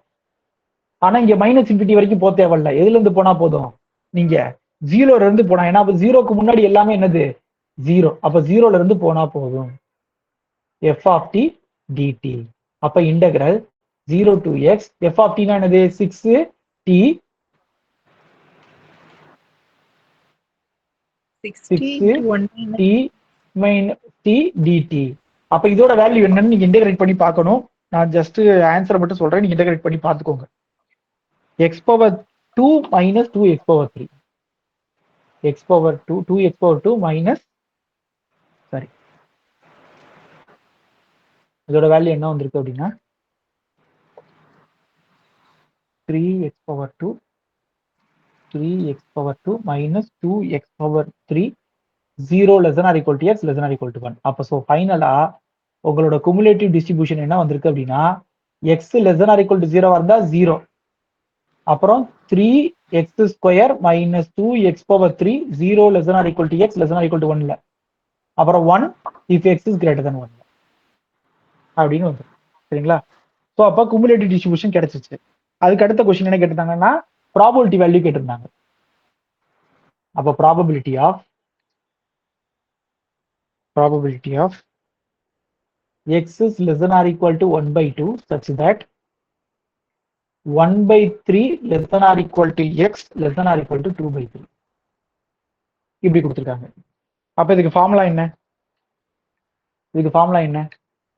Probability of x is less than or equal to 1/2 and அதாவது intersection 1/3 less than or equal to x less than or equal to 2/3 divided by p of 1/3 less than or equal to x less than or equal to 2/3.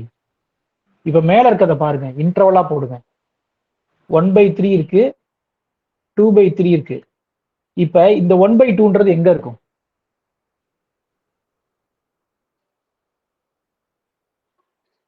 One by த்ரீனா 0.0. Ma'am புரியல.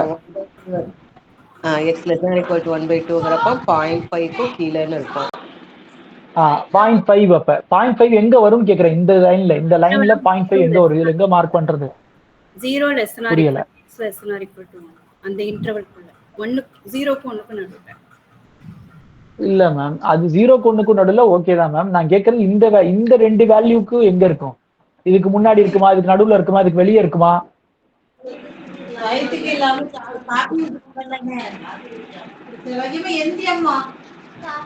இருக்கு 1/3க்கும் 2/3க்கும் 1/3க்கும் 2/3க்கும் நடுவுல இருக்கும். ஏன்னா இது 0.3, இது 0.6, இது 0.5. சரிங்களா? இப்ப இது ரெண்டுக்கும் இன்டர்செக்ஷன் சொல்றாங்க. முதல்ல கேட்டது இதுல இருந்து இது வரைக்கும், ரெண்டாவதுல இருக்கிறது இதை மீன் பண்றது. இதுல மீன் பண்றது என்ன சொல்றாங்க? மைனஸ் இன்ஃபினிட்டில இருந்து இது வரைக்கும். இப்ப இது ரெண்டு காமன் பிளேஸ் என்னது? அப்ப 1/3 லெஸ் தேன் எக்ஸ் லெஸ் தேன் 1/2. சரிங்களா? ஸோ அதைத்தான் இப்ப நம்ம கண்டுபிடிக்கணும். ஸோ அப்ப இதை கண்டுபிடிக்கணும்னா இதுக்கு டைரக்டா நீங்க இன்டகிரேஷன் ஃபார்முலா போட்டுருங்க. அப்படியே இன்டகிரல் கீழே 1/3 மேல 1/2. சரிங்களா? 6d 1 minus T 6d 1 minus T dt. அது டின்னு போட்டாலும் சரி, எக்ஸ் போட்டாலும் சரி, ஏன்னா லிமிட் வந்து உங்களுக்கு டெஃபினைட் லிமிட் தான். அப்ப ஆன்சர் நம்பர்ல தான் வரப்போகுது. அடுத்து கீழே 1/3 மேல 2/3 6d 1 minus T dt. So இப்போ மேல தனியாக இன்டெகிரேட் பண்ணி ஆன்சர் கண்டுபிடிக்க, கீழே தனியாக இன்டெகிரேட் பண்ணி ஆன்சர் கண்டுபிடிக்க, ரெண்டே டிவைட் பண்ணுங்க. அதுதான் அதோட ஆன்சர். சரிங்களா? அது என்னன்னா 11/26. ஓகேவா? அடுத்த கொஸ்டின் என்ன கேட்டிருந்தாங்க? அதுல இன்னும் ஒரு சப்டிவிஷன் கேட்டிருந்தாங்க. என்ன சப்டிவிஷன்னா, இது எப்ப நடக்கும், கேயோட எந்த வேல்யூக்கும் நடக்கும் அப்படின்னு கேட்கறாங்க. சரிங்களா? இது கேயோட எந்த வேல்யூக்கு நடக்கும் அப்படின்னு கேட்டாங்க. அப்ப நீங்க அதை அப்படியே இன்டகிரேட் போடுங்க. என்ன பண்ணலாம்? இதை அப்படியே இன்டகிரேட்னா லெஸ் தென் ஆஃப் கேன்னு கேட்டிருக்காங்க. நான் முன்னாடியே சொல்லியிருக்கேன், கண்டினியூஸ் டிஸ்ட்ரிபியூஷனை பொறுத்த வரைக்கும் இதுவும் ஒண்ணுதான். நீங்க ஈக்குவல் டு போட்டாலும் போடலைனாலும் ஒண்ணுதான். அதனால இதை ஈக்குவல் டு நீங்க மாத்திக்கலாம். சரிங்களா? அப்படியே டைரக்டா இன்டகிரேஷன் ஃபார்ம்ல எழுதிருங்க. அப்ப மைனஸ் இன்ஃபினிட்டில இருந்து நம்ம கே வரைக்கும் போட வேண்டியிருக்கும். பட் நமக்கு இருக்கிறது 0ல இருந்து தான். அதனால 0 to k.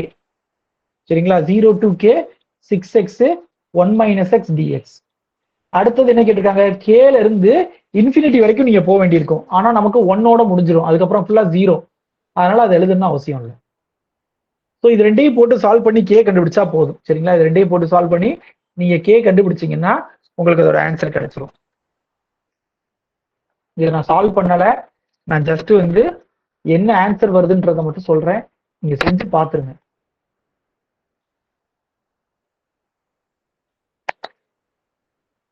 ஸோ இந்த மாதிரி ஒரு ஈக்குவேஷன் வருது. இதை சால்வ் பண்ணா கேயோட வேல்யூ 1/2 வருது, இல்ல 1 + or - √3/2 வருது. இதுல எதை சூஸ் பண்ணுவீங்க? இதுல மொத்தம் 3 வேல்யூ இருக்கு. இதுல எதை சூஸ் பண்றது?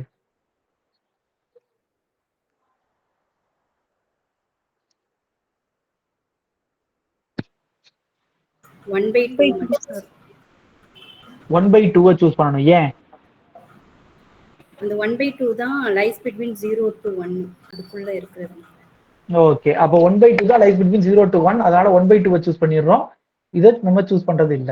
சரி, இது என்ன மீன் பண்ணுதுன்னு யாருக்காவது தெரியுமா? இதுல கேங்கிறது என்ன மீன் பண்ணுதுன்னு யாருக்காவது புரியுதா?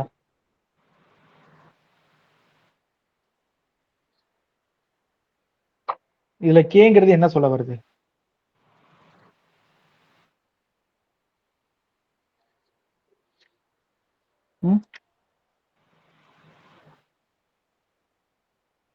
கே தான் இங்க மீடியன்.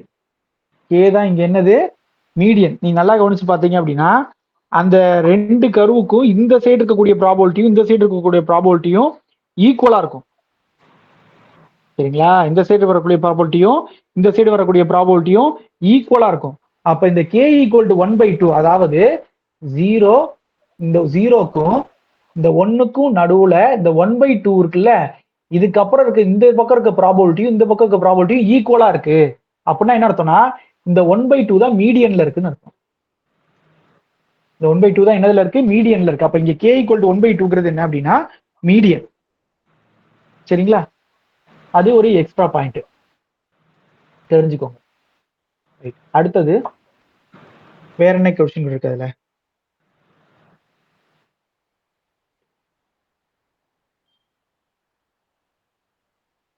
அடுத்த கொஸ்டின் பாருங்க. அடுத்த கொஸ்டின் கொடுத்துருக்காங்கன்னா ஒரு பிடிஎஃப் கொடுத்துட்டாங்க, கொடுத்துட்டு அதுல கே வேல்யூ கேட்டிருக்காங்க. அப்ப கே வேல்யூ கேட்டிருக்காங்கன்னு என்ன பண்ணணும்? இங்க 0ல ஆரம்பிச்சு 3 வரைக்கும் வந்திருக்கு. அப்ப இது எத்தனை இன்டெகிரலா பிரிக்கணும்? integral 0 to 1 kx dx plus integral 1 to 2 k dx plus integral 2 to 3 minus kx plus 3x dx இதை போட்டு இன்டகிரேட் இஸ் ஈக்குவல் டு 1. இதை ஒவ்வொன்றையும் தனித்தனியாக கண்டுபிடிச்சு சிம்பிளை பண்ணீங்கன்னா ஆன்சர் கிடைச்சிரும். ஓகேங்களா? ட்ரை பண்ணி பாருங்க. இதுல கேவோட வேல்யூ வந்து 1/2 வருது.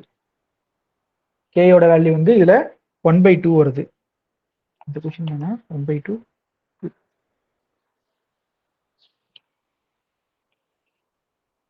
இல்ல, கேயோட வேல்யூ 1/2 இல்ல.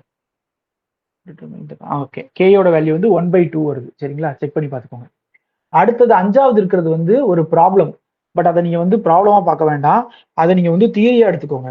ஏன்னா ஒரு கண்டினியூஸ் டிஸ்ட்ரிபியூஷன்ல மீன் டீவியேஷன், சரிங்களா, is the least when measured from the median. The mean deviation நம்ம கண்டுபிடிப்போம் தெரியுமா? x minus mu. Expectation of x minus mu கண்டுபிடிப்போம். இல்ல expectation இல்ல, என்ன கண்டுபிடிப்போம்? mean deviation about mean.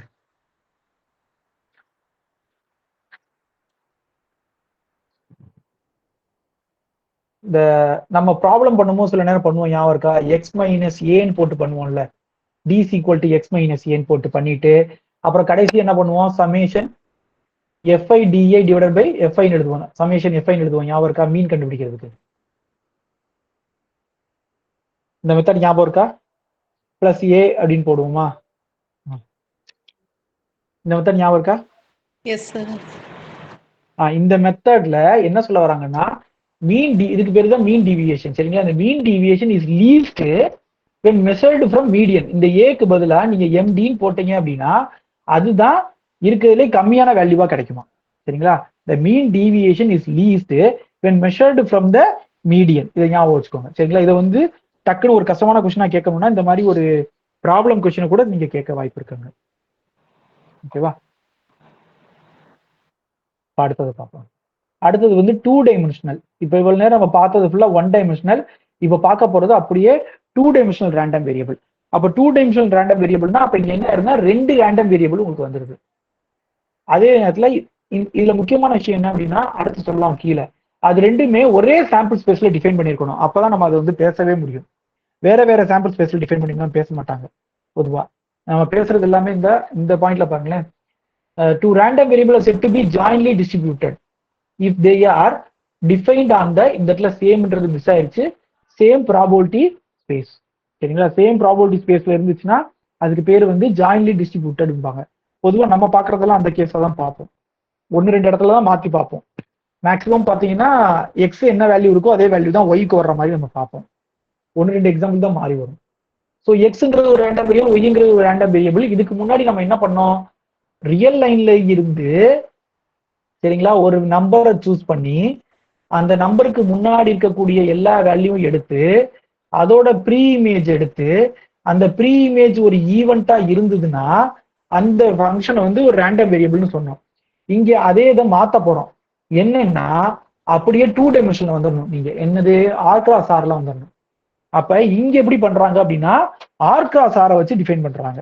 அப்ப நீங்க ஆர் கிராஸ் ஆரை வச்சு ஆர் கிராஸ் ஆர்ல அப்ப நீங்க என்ன பண்ணணும்னா இது உங்களோட சாம்பிள் பாயிண்ட், இது உங்களோட சாம்பிள் பாயிண்டா இருந்தது அப்படின்னா சாம்பிள் ஸ்பேஸா இருந்ததுன்னா இதுல இருக்க ஒவ்வொரு பாயிண்ட்டுக்கும் நீங்க இங்க வந்து ஒரு வேல்யூ கொடுக்கணும். சரிங்களா? அப்ப இது சாம்பிள் பாயிண்ட்னு போகும்போது இங்க என்ன ஆயிரும்னா உங்களுக்கு 2 வந்துடும், எக்ஸ் வந்துடும், ஒய் வந்துடும். அப்ப அதுக்கு கரஸ்பாண்டிங்கா இங்க நீங்க என்ன கொடுக்கணும்னா 2 வேல்யூ கொடுக்கணும், ஏன்னு ஒண்ணு பின்னு ஒண்ணு. சரிங்களா? ஸோ இதுதான் 2 டைமென்ஷனல் ரேண்டம் வேரியபிள். ஓகேவா? இதுல வந்து எப்ப அது ரேண்டம் வேரியபிளா இருக்கணும் அப்படின்றதெல்லாம் எதுவும் சொல்லல அவங்க. அது தனித்தனியா ரேண்டம் வேரியபிள், அது ரெண்டையும் சேர்க்கும் போது அதை வந்து செட் பிராக்கெட்ல போட்டு எழுதிக்கங்க அப்படின்றாங்க. அதுக்கு மேல அவங்க எதுவும் சொல்லல அதை பத்தி. ஸோ இதுலயுமே அதே தான். என்னன்னா டிஸ்கிரீட் அப்படின்னா கவுண்டபிள் நம்பர் ஆஃப் பாயிண்ட்ஸ் இருக்கணும். சரிங்களா? டிஸ்கிரீட் அப்படின்னா கவுண்டபிள் நம்பர் ஆஃப் பாயிண்ட்ஸ் இருக்கணும். அங்க எப்படி நம்ம வந்து மாஸ் ஃபங்க்ஷன், அதாவது டிஸ்கிரீட்டுக்கு மாஸ் ஃபங்க்ஷன் ஒன்று பேசணுமோ அதே மாதிரி இங்கேயும் மாஸ் ஃபங்க்ஷன் இருக்கு. அங்க நம்ம எப்படி பேசியிருப்போம் அப்படின்னா P of X equal to X I is equal to பிஐன்னு பார்த்துருப்போம். ஞாபகம் இருக்கா?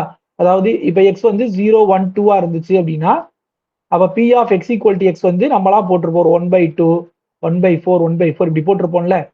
இது ப்ராபபிலிட்டி மாஸ் ஃபங்க்ஷன். அங்க இங்க என்ன ஆகும் அப்படின்னா உங்களுக்கு ஒரு ரெக்டாங்கிள் மாதிரியோ இல்லை ஸ்கொயர் மாதிரியோ வரும். சரிங்களா? அது கீழே எக்ஸாம்பிள் பார்க்கும்போது தெரியும். ஏன்னா எக்ஸுக்கு சில வேல்யூஸ் இருக்கும், ஒய்க்கு சில வேல்யூஸ் இருக்கும். அப்போ ஒவ்வொரு காம்பினேஷன்லயும் நீங்க வேல்யூ பார்க்க வேண்டியிருக்கும். இப்போ எக்ஸுக்கு வந்து சப்போஸ் நான் வந்து 0, 1, 2 எடுக்கிறேன்னு வச்சுக்கோங்களேன். நான் ஒய்க்கு வந்து -1 +1 எடுக்கிறேன்னு வச்சுக்கோங்களேன். அப்ப இந்த மாதிரி வரும். 1/28, 3/28, 7/28, ஏதோ ஒரு இந்த ஒரு நம்பர், இந்த ஒரு நம்பர், இந்த ஒரு நம்பர், இந்த மாதிரி ஒரு 6 நம்பர் கொண்ட ஒரு மேட்ரிக்ஸ் மாதிரி வரும். என்ன அப்படின்னா நம்மளோட ப்ராபபிலிட்டி மாஸ் ஃபங்க்ஷன். ஸோ அங்க சொன்ன அதே கேஸ் தான் இங்கேயும். என்னன்னா எல்லாமே கிரேட்டர் ஆர் ஈக்குவல் டு 0 இருக்கணும். சரிங்களா? ஃபர்ஸ்ட் ஒன் எல்லாமே கிரேட்டர் ஆர் ஈக்குவல் டு 0 இருக்கணும்ன்றது ஃபர்ஸ்ட் ஒன். செகண்ட் ஒன் என்னன்னா எல்லாத்தையும் ஆட் பண்ண ஆன்சர் என்ன கிடைக்கணும்? 1 கிடைக்கணும். எல்லாத்தையும் ஆட் பண்ண ஆன்சர் என்ன கிடைக்கணும்? 1 கிடைக்கணும். இந்த 2 கேஸும் முக்கியமானது. சரிங்களா? அப்புறம் இவங்க என்ன சொல்றாங்கன்னா இதுக்கு வெளியே இருக்க வேல்யூஸ்க்கு 0ன்னு சொல்றாங்க. அதெல்லாம் நமக்கு தேவையில்லை, இதை பார்க்க வேண்டாம், நீங்க இந்த டயக்ராம் மட்டும் பார்த்துக்கோங்க. சரிங்களா? அவங்க என்ன சொல்றாங்க, இந்த வேல்யூ தவிர டிஃபைன் பண்ணாத வேல்யூக்குலாம் 0ன்றாங்க. பட் அதை நம்ம எங்கேயுமே சொல்ல மாட்டோம். டிஃபைன் பண்ணாத இடத்துல 0 அப்படின்றது நம்ம எங்கேயும் சொல்ல மாட்டோம். சரிதானா? அடுத்து மார்ஜினல். மார்ஜினல்னா என்னன்னா கண்டிஷனல்னு ஒண்ணு கொடுத்து, சரி 2 டைமென்ஷனல் ரேண்டம் வேரியபிள்னு கொடுத்துட்டோம். அப்ப அதுல பாத்தீங்கன்னா ரெண்டும் சேர்ந்த ஒரு ப்ராபபிலிட்டி ஃபங்க்ஷன் தான் இருந்தது. சரியா? ரெண்டும் சேர்ந்த இது வந்து ஜாயிண்ட், இது வந்து ஜாயிண்ட்ல தான் இருக்கு. பட் ஜாயிண்ட்ல இருக்கும்போது ஒவ்வொன்றும் தனித்தனியா ஒரு ரேண்டம் வேரியபிள். அப்ப அதுக்கு தனித்தனியா ஒரு மாஸ் ஃபங்க்ஷன் இருக்கும். சரியா? அதை எப்படி கண்டுபிடிக்கணும் அப்படின்றாங்கன்னா இப்ப நீங்க எக்ஸ் ஈக்குவல் டு 0 கண்டுபிடிக்கணும்னா இதை ரெண்டையும் ஆட் பண்ணி இங்க போட்டுறணும். எக்ஸ் ஈக்குவல் டு 1 கண்டுபிடிக்கணும்னா இதை ரெண்டையும் ஆட் பண்ணி இங்க போடணும். எக்ஸ் ஈக்குவல் 2 கண்டுபிடிக்கணும்னா இது ரெண்டையும் ஆட் பண்ணணும். அப்ப எக்ஸ் ஈக்குவல் டு 0 நீங்க கண்டுபிடிக்கணும் அப்படின்னா அந்த எக்ஸ் ஈக்குவல் டு 0 ஃபிக்ஸ் பண்ணிட்டு இப்ப எப்படின்னா இப்படி probability of X equal to 0 is equal to probability of x equal to 0, y equal to -1 plus probability of x equal to 0, y equal to 1 இப்படின்றாங்க. புரியுதா? இதே மாதிரி சப்போஸ் நீங்க ப்ராபபிலிட்டி ஆஃப் ஒய்க்கு கண்டுபிடிக்க வேண்டியிருக்கு. இப்போ y equal to 1க்கு நீங்க கண்டுபிடிக்கணும் அப்படின்னா அப்ப இங்க இருக்கிறது இந்த மூணையும் சேர்த்து ஆட் பண்ணணும். அப்ப என்ன அர்த்தம்?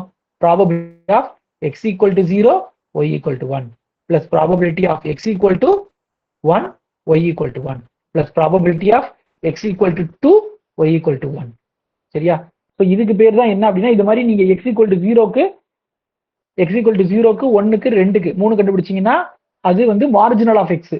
இதே மாதிரி நீங்க y கண்டுபிடிச்சீங்கன்னா அது மார்ஜினல் ஆஃப் y. என்ன கீழே ஒரு ஒரு ப்ராப்ளம் இருக்கும், அதை வேணா லைட்டா பார்த்துட்டு வேணா அதை பாருங்க.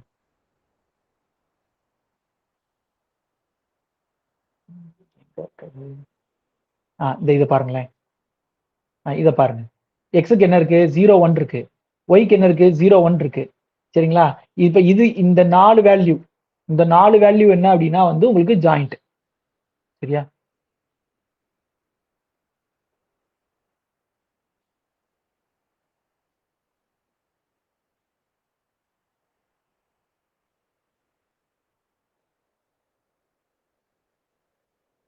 இந்த 4 வேல்யூ என்ன அப்படின்னா ஜாயிண்ட். சரிங்களா? இந்த 4 வேல்யூ தவிர இந்த சைடு இருக்குல்ல, இது எப்படி கிடைச்சது அப்படின்னா இதை ரெண்டையும் ஆட் பண்றதுல இருந்து கிடைச்சது. இது எப்படி கிடைச்சதுன்னா இதை ரெண்டையும் ஆட் பண்ணி கிடைக்கும். இந்த இருக்குல்ல, இது ரெண்டையும் ஆட் பண்ணா இது கிடைக்கும், இது ரெண்டையும் ஆட் பண்ணா இது கிடைக்கும். ஸோ இது வந்து ஒய்க்கு கரஸ்பாண்டிங்கா இருக்கனால இது மார்ஜினல் ஆஃப் ஒய். அதே மாதிரி எக்ஸுக்கு நீங்க கண்டுபிடிக்கணும் அப்படின்னா நீங்க ஒய்யோட வேல்யூவை ஆட் பண்ணி கிடைச்சா அது எக்ஸோடது. ஸோ இப்போ எக்ஸோட மார்ஜினல் டிஸ்ட்ரிபியூஷன் கேட்டாங்க அப்படின்னா நான் எப்படி தான் எழுதுவேன்?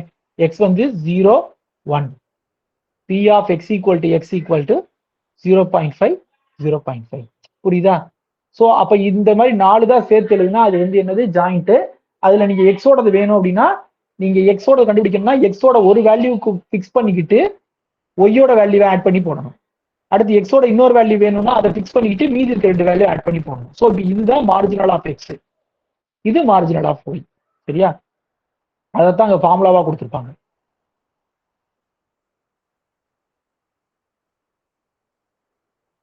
ஸோ அதைத்தான் இங்க ஃபார்முலாவா கொடுத்துருப்பாங்க. நீங்க P of X equal to எக்ஸ்ஐக்கு நீங்க கண்டுபிடிக்கணும் அப்படின்னா எக்ஸ்ஐயை ஃபிக்ஸ் பண்ணிட்டு ஒய் 1 போடணும், ஒய் 2 போடணும், ஒய் 3 போடணும், அப்படின்னா ஒய் எம் வரைக்கும் எல்லாத்தையும் சேர்த்து கண்டுபிடிச்சு ஆட் பண்ணா அதான் வந்து எக்ஸோட வேல்யூல ஐயோட வேல்யூ.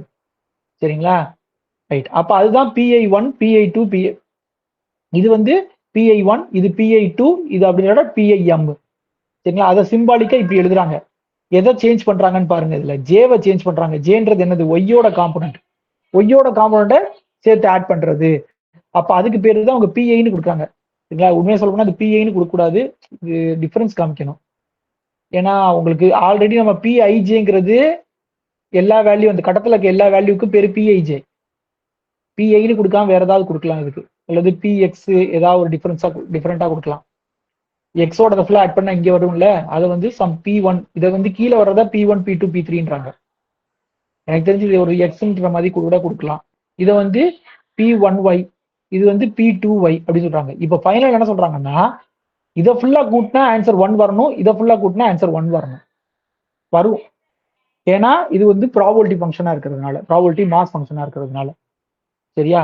ஸோ இதே மாதிரி அடுத்து என்ன பண்றாங்க? இது வந்து மார்ஜினல் ஆஃப் எக்ஸ். இதே மாதிரி அடுத்து மார்ஜினல் ஆஃப் ஒய் கேட்டாங்கன்னா நீங்க என்ன பண்ணிருக்கணும்? அப்போ அப்படியே மாத்திருக்கணும்.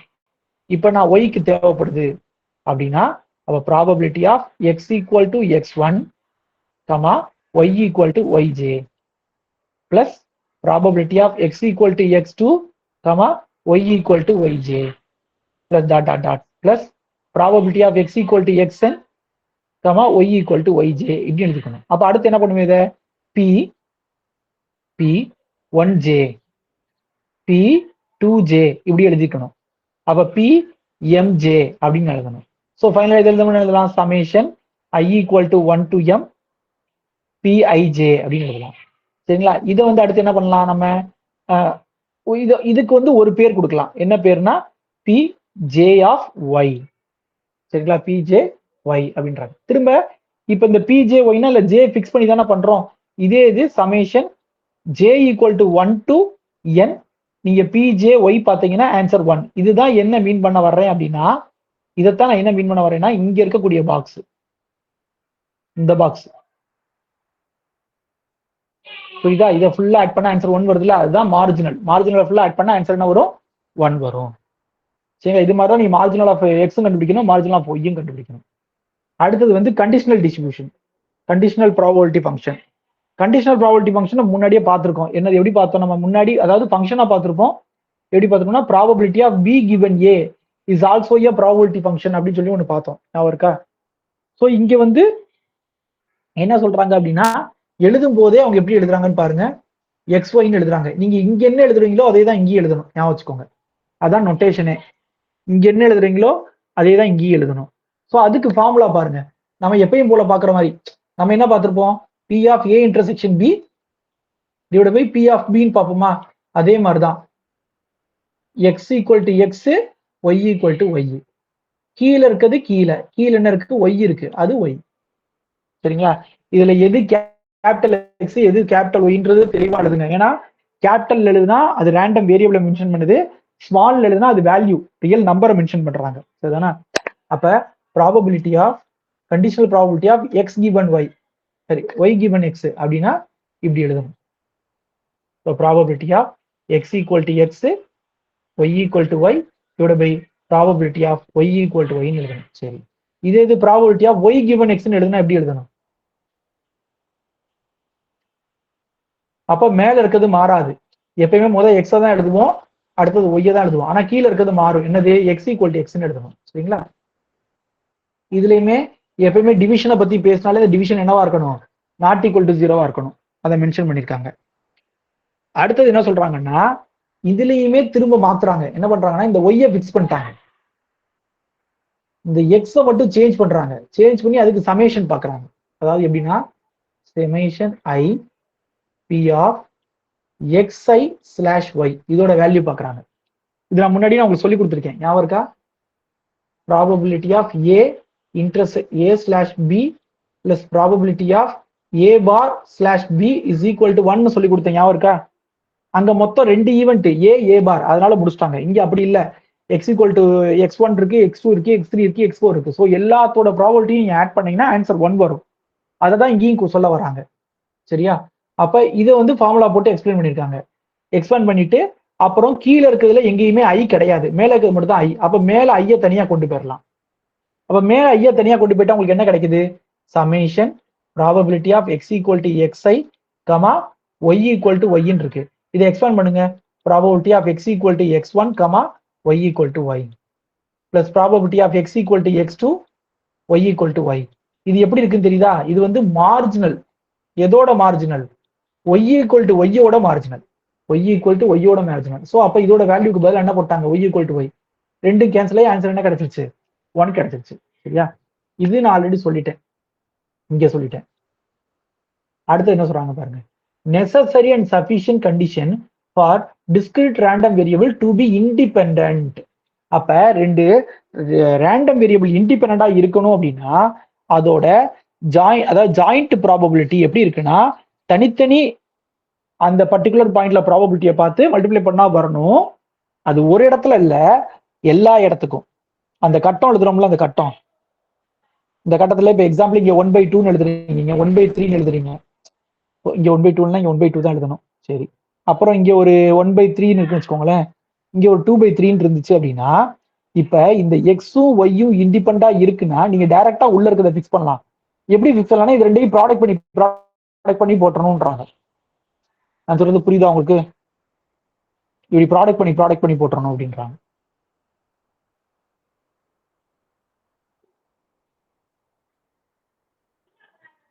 புரியுதா என்ன சொல்ல வராங்கன்னு? ரெண்டு ரேண்டம் வேரியபிள் இண்டிபெண்டா இருக்கு அப்படின்னா என்ன அர்த்தம்னா, அந்த ஜாயின் ப்ராபபிலிட்டி எதை வச்சு வருது அப்படின்னா, தனித்தனி ப்ராபபிலிட்டி எடுத்து நீங்க மல்டிப்ளை பண்ணா போதும். அது அப்படி கிடைச்சதுன்னா ஜாயின் ப்ராபபிலிட்டி. ஜாயின் ப்ராபபிலிட்டியா இருந்தா ஜாயின் ப்ராபபிலிட்டி, அதாவது இண்டிபெண்டா இருக்கணும்னா இந்த கண்டிஷன் இருந்தா independent. If and only if தான். ஏன்னா நெசசரி அண்ட் சஃபிஷியன்ட் கண்டிஷன் கொடுத்துட்டாங்க. அதனால இண்டிபெண்டா இருக்கணும்னா இது இருக்கான்னு பாருங்க. ஏன்னா சப்போஸ் இதை கொடுத்து கேட்கலாம், இது மாதிரி ஒரு 5 பாக்ஸ் கொடுத்துட்டு 4 பாக்ஸ் கொடுத்துட்டு ஆப்ஷன்ல which of the following one is independent random variable X and Y are independent அப்படின்னு கேட்கலாம். கேட்கும்போது அப்ப வெளியே இருக்கிறத ப்ராடக்ட் பண்ணா உள்ள இருக்கிறது வருதான்னு பாருங்க. எல்லா இடத்துலையும் வந்துச்சுன்னா அது இண்டிபெண்டன்ட், இல்லைன்னா இல்லை. அடுத்து 2 டைமென்ஷன்ல டிஸ்ட்ரிபியூஷன் ஃபங்க்ஷன். அப்ப 2 டைமென்ஷனல் டிஸ்ட்ரிபியூஷன் ஃபங்க்ஷன்னா நம்ம முன்னாடி என்ன பார்த்தோம்? நீ எக்ஸ்னு பிக்ஸ் பண்ணா இதுக்கு முன்னாடி இருக்க எல்லா வேல்யூவுக்கும் நீங்க ப்ராபபிலிட்டி வேல்யூ பாருன்னு பார்த்தோம். அப்ப இப்ப நம்ம எப்படி பாக்குறோம்னு பாருங்க. என்கிட்ட எக்ஸ் ஒய்னு 2 கிடைச்சிருக்கு. இப்ப இது எக்ஸ், இது ஒய். அப்ப எக்ஸ பிக்ஸ் பண்ணி நான் ஒய்ய பிக்ஸ் பண்ணேன்னா அப்ப எப்படி வரும்னு பாருங்களேன். இது இப்படி வரும். கரெக்டான்னு பாருங்க. இதுல இருக்க எல்லா வேல்யூக்கும் நீங்க வந்து ரேண்டம் வேரியபிள் வேல்யூ பார்க்கணும். ஜாயிண்ட்ல ஒரு ரெக்டாங்கிள் ஃபார்ம் ஆகுற மாதிரி தெரியுதா? எக்ஸை விடவும் கம்மியா இருக்கணும், ஒய்யை விட கம்மியா இருக்க எல்லா வேல்யூவும் நீங்க எடுத்து பார்க்கணும். சரிதானா? ஆனா பொதுவா நம்ம பாக்குறது எல்லாமே எப்படி பார்ப்போம் அப்படின்னா ஓரளவுக்கு பாசிட்டிவா பார்ப்போம். அப்ப பாசிட்டிவா பாக்குறதுனால எப்படி வரும் அப்படின்னா டயக்ராம் இந்த மாதிரி வரும். இது எக்ஸ், இது ஒய்யா பார்க்கும்போது, இது எக்ஸ், இது ஒய்யா பார்க்கும்போது எப்படி இருக்குன்னா இப்படி இருக்கும். அது இந்த ஏரியால இருக்கக்கூடிய ப்ராபபிலிட்டி மாதிரி வரும். இதுதான் வந்து குமுலேட்டிவ். அதை நம்ம என்ன சொல்லுவோம்? குமுலேட்டிவ்க்கு இன்னொரு பேர் என்னது? டிஸ்ட்ரிபியூஷன். குமுலேட்டிவ் டிஸ்ட்ரிபியூஷன் ஃபங்க்ஷன் சொல்லுவோம். ஸோ குமுலேட்டிவ் டிஸ்ட்ரிபியூஷன் ஃபங்க்ஷன் என்ன சொல்றாங்கன்னா, எக்ஸுக்கும் less or equal to X போட்டுக்கோங்க, ஒய்க்கும் less or equal to Y போட்டுக்கோங்க அப்படின்றாங்க. ஓகேவா? அடுத்து அதோட ப்ராப்பர்ட்டிஸ் பேசுறதுக்கு முன்னாடி முதல்ல ஃபிக்ஸ் பண்ணிடுறாங்க. A1 is less than B1, A2 is less than B2. சரிங்களா?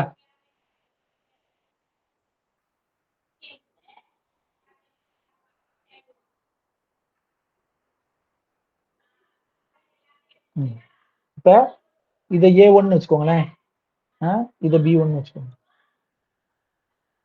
ஏன்னா அது ரெண்டுமே எங்க இருக்கு? எக்ஸ்ல இருக்கு. தெரியுதா? அடுத்து ஒய்யோடதுல A2, இது B2 அப்படின்னு சொல்றாங்க. இப்ப எது கேட்கறாங்க? A1ல இருந்து B1 வரைக்கும் எக்ஸுக்கும், A2ல இருந்து B2 ஒய்க்கும். அப்ப இந்த இடம் கேட்கறாங்க. கரெக்டா? இந்த இடத்துல ப்ராபபிலிட்டி வேல்யூ என்ன வரும் அப்படின்னு சொல்லி கேட்கறாங்க. அதை எப்படி கண்டுபிடிக்கிறாங்கன்னு பாருங்க. சரிங்களா? இதை கண்டுபிடிக்கிறதுக்கு, ஏன்னா நம்மளோடது வந்து ஃபுல்லா தான் கால்குலேட் பண்ணும். சரியா? நம்மது வந்து ஃபுல்லா தான் கால்குலேட் பண்ணும்.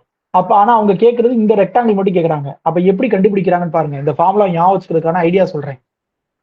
சரியா? இதோட மீனிங், இந்த லெஃப்ட் ஹேண்ட் சைடோட மீனிங் தான் இந்த ரெக்டாங்கிள். இப்ப இந்த ரெக்டாங்கிளை எப்படி கொண்டு வர்றது அப்படின்னு பாருங்க. B1 B2, B1 எங்க இருக்கு? இங்க இருக்கு. B2 இங்க இருக்கு, இங்க இருக்கு. அப்ப மொத்த ட்ரையாங்கிள். சரியா? மொத்தமா இருக்கக்கூடிய பெரிய ட்ரையாங்கிள், அதாவது இது எடுத்துக்கிறாங்க. சரிங்களா? இந்த மொத்தத்தை எடுத்துக்கிட்டாங்க. அடுத்தது அதோட பிளஸ் என்ன பண்றாங்க? A1 A2 A1 A2னா எங்க இருக்கு? இந்த இருக்கு A1, A2 இங்க இருக்கு. அப்ப இது ரெண்டையும் ஆட் பண்ண ஏரியா நல்லா இமேஜின் பண்ணிக்கோங்க. சரியா? பிளஸ் இந்த குட்டி ஏரியா. அடுத்தது என்ன கொடுத்துருக்காங்க? மைனஸ் A1 B2, இந்த A1ஓட B2. அப்ப இது என்ன ஏரியா வருது உங்களுக்கு? இந்த ஏரியா. சரியா? அதை சப்ராக்ட் பண்ணணுமா? அடுத்து என்ன சொல்றாங்க? Minus A1 B2 பார்த்தாச்சா? அடுத்து B1 A2, B1 A2. அப்ப இந்த ஏரியாவை சப்ராக்ட் பண்ணணும்ன்றாங்க. இப்ப நீங்க இமேஜின் பண்ணி பாருங்க. இப்ப இந்த இதை வந்து இங்க கழிச்சிட்டோம்னா இது ஃபுல்லா போயிடும். சரியா?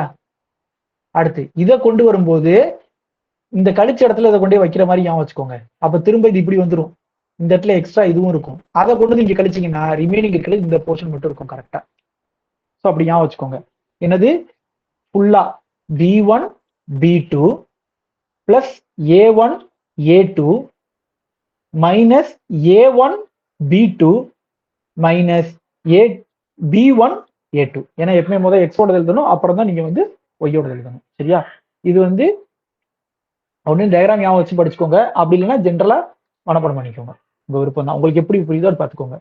ஸோ இது வந்து நம்ம அங்க பார்த்தது வேற ஒன்றும் இல்லை. அங்க நம்ம பார்த்தோம்ல A less than X less than or equal to Bக்கு நம்ம என்ன எழுதணும்னு பார்த்தோம்ல, FB மைனஸ் FP எழுதணும்ல. அது மாதிரி இங்க எப்படி எழுதுறது 2 டைமென்ஷன்ல அப்படின்றத இங்க மென்ஷன் பண்ணிருக்காங்க. அடுத்தது என்ன சொல்ல வர்றாங்க அப்படின்னா, நல்லா கவனிச்சு பாருங்க. இந்த இடத்துல A2 பிக்ஸ் ஆயிடுச்சு, இங்க A2 பிக்ஸ் ஆயிடுச்சு. அப்ப மொதல் வேரியபிள் மட்டும் மாறுது. அப்ப சின்னது பெருசு, அதுக்கு அகைன் என்னவாகுது? சின்னதுக்கு சின்ன வேல்யூ, பெருசுக்கு பெரிய வேல்யூ கிடைச்சிருக்கு. சரியா? எங்க மொதல் வேரியபிள்ல. அதே மாதிரி இங்க பாருங்க, A1 பிக்ஸ் ஆயிடுச்சு. அப்ப ரெண்டாவதுல இது B2, இது A2 சின்னது, B2 பெருசு. அப்ப சின்னதுக்கு சின்ன வேல்யூ, பெருசுக்கு பெரிய வேல்யூ. அப்படின்னா என்ன அர்த்தம்னா, f of x is monotonic நான் decreasing function in both variables அப்படின்னு அர்த்தம். வேற ஒன்றும் இல்லை. நம்ம அங்க எப்படி f of x வந்து மோனோடானிக் டிக்ரீசிங், நான் மோனோடானிக் டிக்ரீசிங் படிச்சோமோ அதே மாதிரிதான் இங்கேயும் நான் டிக்ரீசிங் ஃபங்க்ஷன். சரிங்களா? ரெண்டு வேரியபிள்லையும். அங்க நம்ம பார்க்கும்போது என்ன படிச்சோம்? f of minus infinity is equal to 0 படிச்சோமா? இங்க ஏதாவது 1ல மைனஸ் இன்ஃபினிட்டி வந்தாலும் 0 தான். ஏன்னா இங்க வந்து நம்ம இன்டெகிரல்ல பார்க்கும்போது ஈஸியா இருக்கும். இன்டெகிரல் என்ன ஆகும்னா, நம்ம இப்படி எழுதும்போது இப்ப எக்ஸ்ல மைனஸ் இன்ஃபினிட்டி வந்துருச்சுன்னா இங்கேயும் மைனஸ் இன்ஃபினிட்டி எழுதணும், இங்கேயும் மைனஸ் இன்ஃபினிட்டி எழுதணும். அப்ப 0 ஆயிடும். அதே இது ஒய்ல மைனஸ் இன்ஃபினிட்டி வந்தா இங்க மைனஸ் இன்ஃபினிட்டி போட்டா இங்கேயும் என்னதான் போடுவீங்க? மைனஸ் இன்ஃபினிட்டி மேலே. அப்ப ஒரு இன்டெகிரல்ல லோயர் லிமிட் அப்பர் லிமிட் சேமா இருந்தாலும் ஆட்டோமேட்டிக்கா ஆன்சர் என்ன ஆயிரும்? 0 ஆயிரும். சரிங்களா? அடுத்தது பாருங்க, எப்ப 1 வரும்? எப்ப 1 வரும்னா, இந்த இடத்துல மைனஸ் இன்ஃபினிட்டி பிக்ஸ், இந்த இடத்துல minus infinity fix.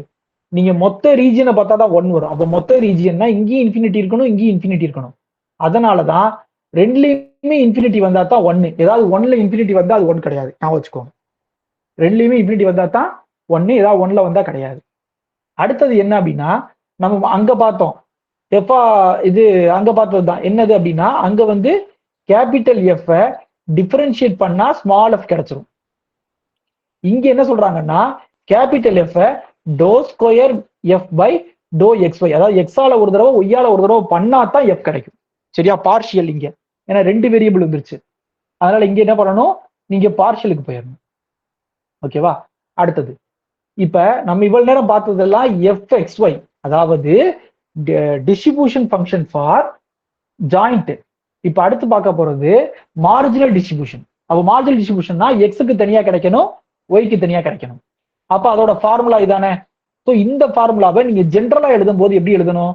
X vary ஆகுது, எக்ஸ் வந்து மைனஸ் இன்ட்ல இருந்து எக்ஸ் வரைக்கும் வேரி ஆகுது, ஆனா ஒய் வந்து ஃபுல்லாவே வேரி ஆகணும். நான் வச்சுக்கோ, இதுக்கு மீனிங் என்ன அர்த்தம்னா ஒய்யோட வேல்யூ வந்து ஃபுல்லாவே வேரி ஆகணும். நான் சொன்னேன்ல முன்னாடி உங்கள்கிட்ட சொன்னேன், அதாவது ஒரு பாயிண்ட்ல, சரிங்களா, அதாவது probability of X equal to X கண்டுபிடிக்கணும்னா அதுக்கு ஃபார்முலாவே probability of X equal to X comma Y equal to Y one plus probability of X equal to X Y equal to Y two அப்படின்னு சொன்னேன். அப்ப எக்ஸோட ஒரு வேல்யூ கண்டுபிடிக்கணும், இங்க ஒய்யோட எல்லா வேல்யூவும் கண்டுபிடிச்சு ஆட் பண்ணாதான் கிடைக்கும்னு. அப்ப அதுதான் இங்கேயும் சொல்ல வராங்க. நீங்க X less than or equal to X பார்க்கணும் அப்படின்னா நீங்க ஒய்க்கு முதல்ல இருந்து கடைசி வரைக்கும் எல்லாத்தையும் கொடுக்கணும் அப்படின்றாங்க, சரிங்களா. அதனாலதான் ஒய் வந்து சிக்கல் லெஸ் தன் இன்ஃபினிட்டி அப்படின்னு சொல்லி எக்ஸ்பிளைன் பண்ணியிருக்காங்க. அடுத்து வந்து ஒய் டென்சிட்டி இன்ஃபினிட்டின்னு கொடுத்துருக்காங்க, சரிங்களா. அப்ப நீங்க இது ரெண்டு நீங்க எதை மேட்ச் பண்ணிக்கணும்னா இதையும் படிச்சுக்கோங்க, சரிங்களா. இதையும் படிச்சுக்கோங்க. அதே மாதிரி ஒய்க்கு இதையும் படிச்சுக்கோங்க. இது எப்ப தேவைப்படும் அப்படின்னா இது கொடுத்துருவாங்க, ஜாயிண்ட் கொடுத்து மார்ஜினல் கேட்பாங்க கொஸ்டின்.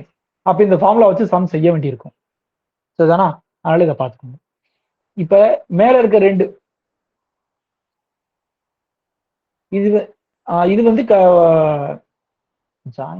இது வந்து கண்டினியூஸ்க்கு, சரிங்களா. கண்டினியூஸ்னால இப்ப இது இன்டர்வல் லிமிட் இதெல்லாம் போட்டுக்கலாம்.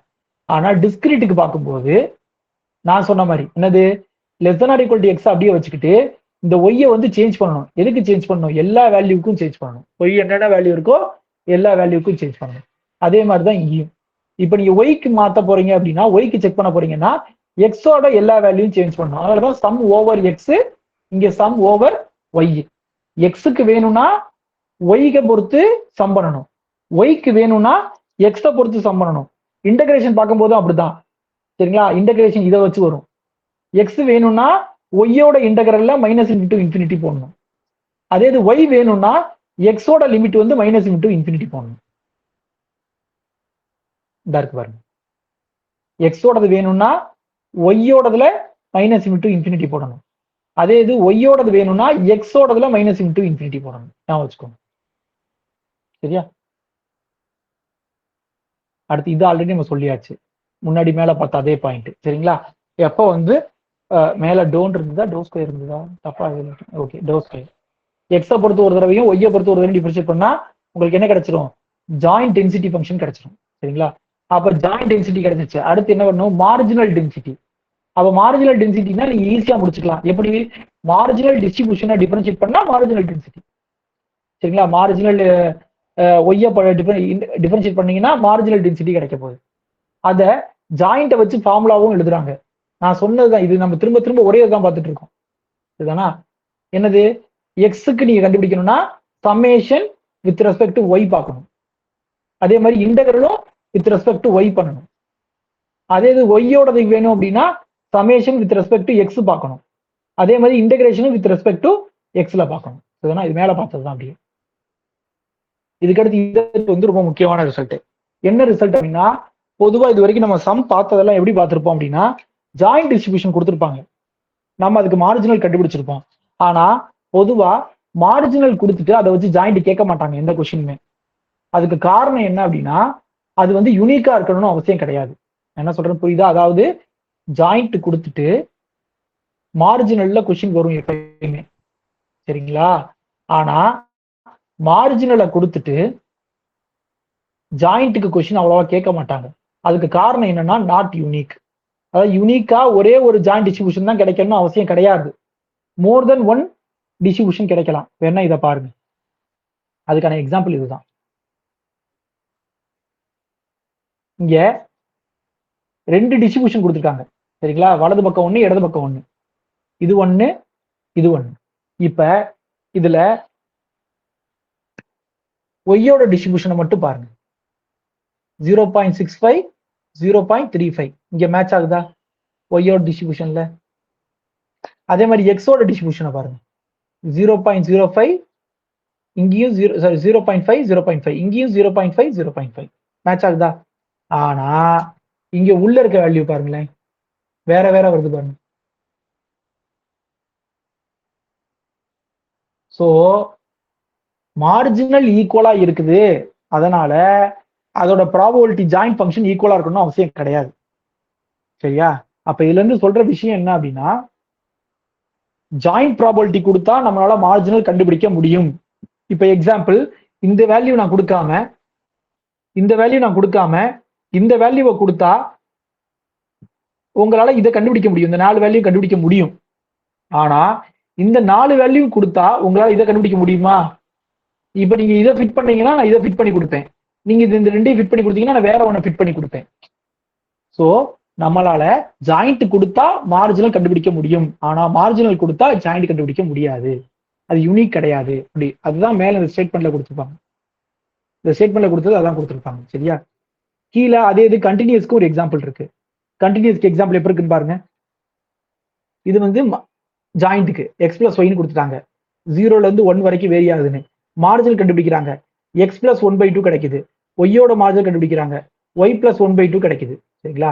அதே மாதிரி இங்க பாருங்க, ஜின்னு ஒண்ணு கொடுத்துருக்காங்க, அதுல வந்து எக்ஸோட மார்ஜின் கண்டுபிடிக்கிறாங்க, ஒய்யோட மார்ஜின் கண்டுபிடிக்கிறாங்க. இது ரெண்டும் சேமா இருக்கு பாருங்க. ஆனா அதோட ஜாயிண்ட் டிஸ்ட்ரிபியூஷன் பாருங்க, கம்ப்ளீட்டா டிஃபரெண்டா இருக்கா? ஸோ அப்போ கண்டினியூஸ் ரேண்டம் வேரியபிள்ல இது எக்ஸாம்பிளா கொடுத்துருக்காங்க. என்ன எக்ஸாம்பிள் இது? ஜாயிண்ட் கொடுத்தா மார்ஜினல் கண்டுபிடிக்க முடியும், ஆனா மார்ஜினலை வச்சுக்கிட்டு ஜாயிண்ட்டை கண்டுபிடிக்க முடியாது அப்படிங்கிறது. சரியா? இது எப்படி வந்ததுன்னு தெரியுமா, இல்ல இது செஞ்சு காமிக்கணுமா? இது எப்படி கண்டுபிடிக்கிறாங்க? இது புரிஞ்சுதா? இந்த எஃப்எக்ஸோட வேல்யூ எப்படி எக்ஸ் பிளஸ் 1/2 வந்துச்சுன்னு புரிஞ்சுதா?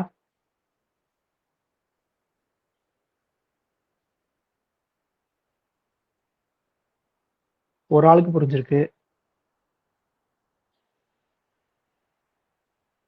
2 பேரு, மீதி இருக்க யாருக்கும் புரியலையா? ஓகே. மார்ஜினல் வேணும் அப்படின்னா ஜாயிண்ட் டிஸ்ட்ரிபியூஷனை வித் ரெஸ்பெக்ட் டு ஒய்ல இன்டகிரேட் பண்ணணும். ஒய்யோட வேல்யூ மினிமம் வேல்யூ எவ்வளவு? 0, மேக்ஸிமம் வேல்யூ எவ்வளவு? 1. அதே மாதிரி நீங்க ஒய்க்கு கண்டுபிடிக்கணும்னா நீங்க எக்ஸை பொறுத்து இன்டகிரேட் பண்ணணும். எக்ஸை பொறுத்து இன்டகிரேட் பண்ணும்போது எக்ஸோட மினிமம் வேல்யூ 0, மேக்ஸிமம் வேல்யூ 1, அதை போட்டு இன்டகிரேட் பண்ணணும். ஓகே, ஓரளவுக்கு அப்ப எல்லாம் போச்சுன்னு நினைக்கிறேன். இப்ப நம்ம மேல வந்து இது பார்த்தோம்ல, அதாவது கண்டிஷனல் ப்ராபபிலிட்டி பார்த்தோம்ல ஜாயிண்ட்டுக்கு, அதே மாதிரி கண்டிஷனல் டிஸ்ட்ரிபியூஷன், அப்புறம் கண்டிஷனல் டென்சிட்டி ஃபங்க்ஷன். அப்ப கண்டிஷனல் டிஸ்ட்ரிபியூஷன்னா நீங்க என்ன பண்ணணும்? ஒய் கிவன் எக்ஸ்ன்னு கொடுத்தா Y less than or equal to X, X equal to X. நல்லா பார்த்துக்கோங்க, மேல இருக்கிறதுக்கு less than or equal to, கீழே இருக்கிறதுக்கு ஈக்குவல் டு. ஓகேவா? அதே மாதிரி இங்கே பாருங்க, இதுவும் அதே மாதிரி தான், மேல இருக்கிறதுக்கு less than or equal to, கீழே இருக்கிறதுக்கு ஈக்குவல் டு. சரிதானா? ஏன் இந்த இடத்துல நம்ம less than or equal to போடுறோம் அப்படின்னா, இங்க கொடுத்துருக்கிறது என்னது? எஃப். அதனால எஃப்னு வந்து கேபிட்டல் எஃப்னு வந்துட்டாலே less than or equal to போட்டுறணும். சரியா? இது வந்து என்ன சொல்றாங்கன்னா, ஜாயிண்ட் டிஸ்ட்ரிபியூஷன் ஃபங்க்ஷனை கண்டிஷனலை வச்சு எப்படி கண்டுபிடிக்கிறது. இது மேக்ஸிமம் நமக்கு தேவைப்படாது இதெல்லாம். சரிங்களா? இதெல்லாம் மேக்ஸிமம் நமக்கு தேவைப்படாது. நான் ஜஸ்ட் கொடுத்துருக்கேன் எக்ஸாம்பிள், எதுவும் இதை வச்சு ஒரு கொஸ்டின் கேட்டக்கூடாது அப்படின்றதுக்காக. மேக்ஸிமம் இதெல்லாம் நமக்கு ப்ராப்ளமுக்கோ எதுக்குமோ தேவைப்படாது மேக்ஸிமம். ஏன்னா ஜாயிண்ட் கண்டுபிடிக்க மாட்டோம், பொதுவா மார்ஜினல் தான் கண்டுபிடிப்போம். சரிங்களா? அப்ப கண்டிஷனல் கொடுத்தாங்கன்னா அந்த கண்டிஷனலை கீழே என்ன இருக்கோ அதோட டெரிவேட்டிவ் வச்சு நீங்க இன்டகிரேட் பண்ணீங்கன்னா கிடைக்கும் ஜாயிண்ட். அதே மாதிரி ஒய்யை வச்சு எப்படி கண்டுபிடிக்கிறது அப்படின்றதுக்கு இந்த ஃபார்முலா. அடுத்து அப்போ உங்களுக்கு ஒன்ஸ் நீங்க வந்து டிஸ்ட்ரிபியூஷன் ஃபங்க்ஷன் கிடைச்சிட்டாலே அதை டிஃபரன்ஷியேட் பண்ணா உங்களுக்கு என்ன கிடைச்சிரும்? மார்ஜினல் கிடைச்சிரும். பட் அதுல தெளிவான விஷயம் என்ன பார்க்கணும் அப்படின்னா, ஒய் கிவன் எக்ஸ் வேணும்னா நீங்க ஒய்யை பொறுத்து டிஃபரன்ஷியேட் பண்ணணும், எக்ஸ் கிவன் ஒய் வேணும்னா நீங்க எக்ஸை பொறுத்து டிஃபரன்ஷியேட் பண்ணணும். அதை பார்த்துக்கோங்க. சரிங்களா? அதாவது ஒய் கிவன் எக்ஸ்னா நீங்க ஒய்யை பொறுத்து இந்த இது டிஃபரன்ஷியேட் பண்ணணும், எக்ஸ் கிவன் ஒய்னா நீங்க எக்ஸை பொறுத்து டிஃபரன்ஷியேட் பண்ணணும் பார்ஷியலா, அப்பதான் கிடைக்கும். சரிதானா? அடுத்து எப்ப 2 ரேண்டம் வேரியபிள் இண்டிபெண்டா சொல்லுவோம் அப்படின்னு சொல்லி முன்னாடி நம்ம ஒண்ணு பார்த்தோம். அது வந்து எதுக்கு பார்த்தோம் அப்படின்னா டிஸ்கிரீட் கேஸ்க்கு பார்த்தோம். என்ன சொன்னேன், அந்த ஜாயிண்ட் வேணும் அப்படின்னா இந்த மார்ஜினலை எடுத்து மல்டிப்ளை பண்ணிட்டா கிடைச்சிரும் அப்படின்னு. இது ரெண்டே மல்டிப்ளை பண்ணி இங்க போட்டுறணும், இது ரெண்டே மல்டிப்ளை பண்ணி போடணும் அப்படின்னு சொன்னேன். அது வந்து நம்ம இதுக்கு பார்த்தோம், ப்ராபபிலிட்டி வச்சு பார்த்தோம். இங்க என்ன சொல்றாங்கன்னா டென்சிட்டி ஃபங்க்ஷன் வச்சு சொல்றாங்க. அப்ப joint density function is a product of marginal density ஃபங்க்ஷனா இருந்துச்சுன்னா X and Y are independent. அதுக்கு இன்னொரு பேரும் சொல்றாங்க, ஸ்டோகாஸ்டிக்கலி இண்டிபெண்டன்ட் வேர்டும் சொல்றாங்க. இன்னொரு பேர் என்ன சொல்றாங்கன்னா ஸ்டோகாஸ்டிக்கலி இண்டிபெண்டன்ட் அப்படின்ற வேர்டும் சொல்றாங்க. சரியா, இது வந்து இஃப் அண்ட் ஒன்லி நோட் பண்ணிக்கோங்க. ஸோ நீங்க வந்து அதை வந்து டென்சிட்டி ஃபங்க்ஷனுக்கு மட்டும் தான் சொல்லணும்னு அவசியம் கிடையாது. நீங்க அதை வந்து டிஸ்ட்ரிபியூஷன் ஃபங்க்ஷனுக்கும் சொல்லலாம் அதே கண்டிஷனை அப்படின்னு சொல்றாங்க. சரியா, அப்புறம் நாட் ஸ்டோகாஸ்டிக்கலி இண்டிபெண்டன்ட்னா அதுக்கு பேர் வந்து ஸ்டோகாஸ்டிக்கலி டிபெண்டன்ட். நாட் ஸ்டோகாஸ்டிக்கலி இண்டிபெண்டன்ட் அப்படின்னா ஸ்டோகாஸ்டிக்கலி டிபெண்டன்ட் அப்படின்னு பேரு. அப்புறம் மூணாவது ஒன்று சொல்றாங்க, மொத்தம் 3 இஃப் அண்ட் ஒன்லி இஃப் சொல்றாங்க. First if and only if வந்து டென்சிட்டி ஃபங்க்ஷனை வச்சு, second if and only if வந்து டிஸ்ட்ரிபியூஷன் ஃபங்க்ஷன். மூணாவது என்ன அப்படின்னா உங்களோட ஜாயிண்ட்டை எக்ஸ் அலோனாவும் ஒய் அலோனாவும் எழுத முடிஞ்சா போதும். சரிங்களா, அது ரெண்டுமே வந்து மார்ஜினலா இருக்கணும்னு அவசியம் கிடையாது. மார்ஜினலா இல்லாம ஏதோ ஒரு ஃபங்க்ஷனா, சரிங்களா, ஒரு நான் நெகட்டிவ் ஃபங்க்ஷனா எக்ஸ் தனியாவும் ஒய் தனியாவும் எழுத முடிஞ்சாலே போதும் அப்படின்றாங்க. சரியா, எக்ஸ் தனியா ஒய் தனியா எழுத முடிஞ்சாலே போதும் அப்படின்றாங்க. அதுக்கு அடுத்தது இதை பாருங்க, இது நம்ம ஆல்ரெடி பார்த்தது. எனது இண்டிபெண்டன்ட்னு சொல்லியாச்சு. அப்ப இண்டிபெண்டன்ட்னு சொல்லிட்டாலே இன்டர்செக்ஷன் உங்களுக்கு என்ன ஆயிரும், ப்ராடக்டா மாறிடும். சரிங்களா, இண்டிபெண்டன்ட்னு சொல்லிட்டாலே என்ன பண்ணிடணும், இன்டர்செக்ஷன் நீங்க என்ன பண்ணிக்கலாம், ப்ராடக்டா எழுதிக்கலாம். சரிதானா, ரைட். இப்போ இது வரைக்கும் இது இருக்கட்டும். நாளைக்கு இந்த ரிமைனிங் ப்ராப்ளம்ஸ் பார்க்கலாம். அந்த ஒரு கொஸ்டின் இருக்குல்ல, அந்த ஒரு கொஸ்டின் மட்டும் நான் என்னன்னு பார்த்து உங்களுக்கு எக்ஸ்பிளனேஷன் போட்டு விட்டுருக்கேன்.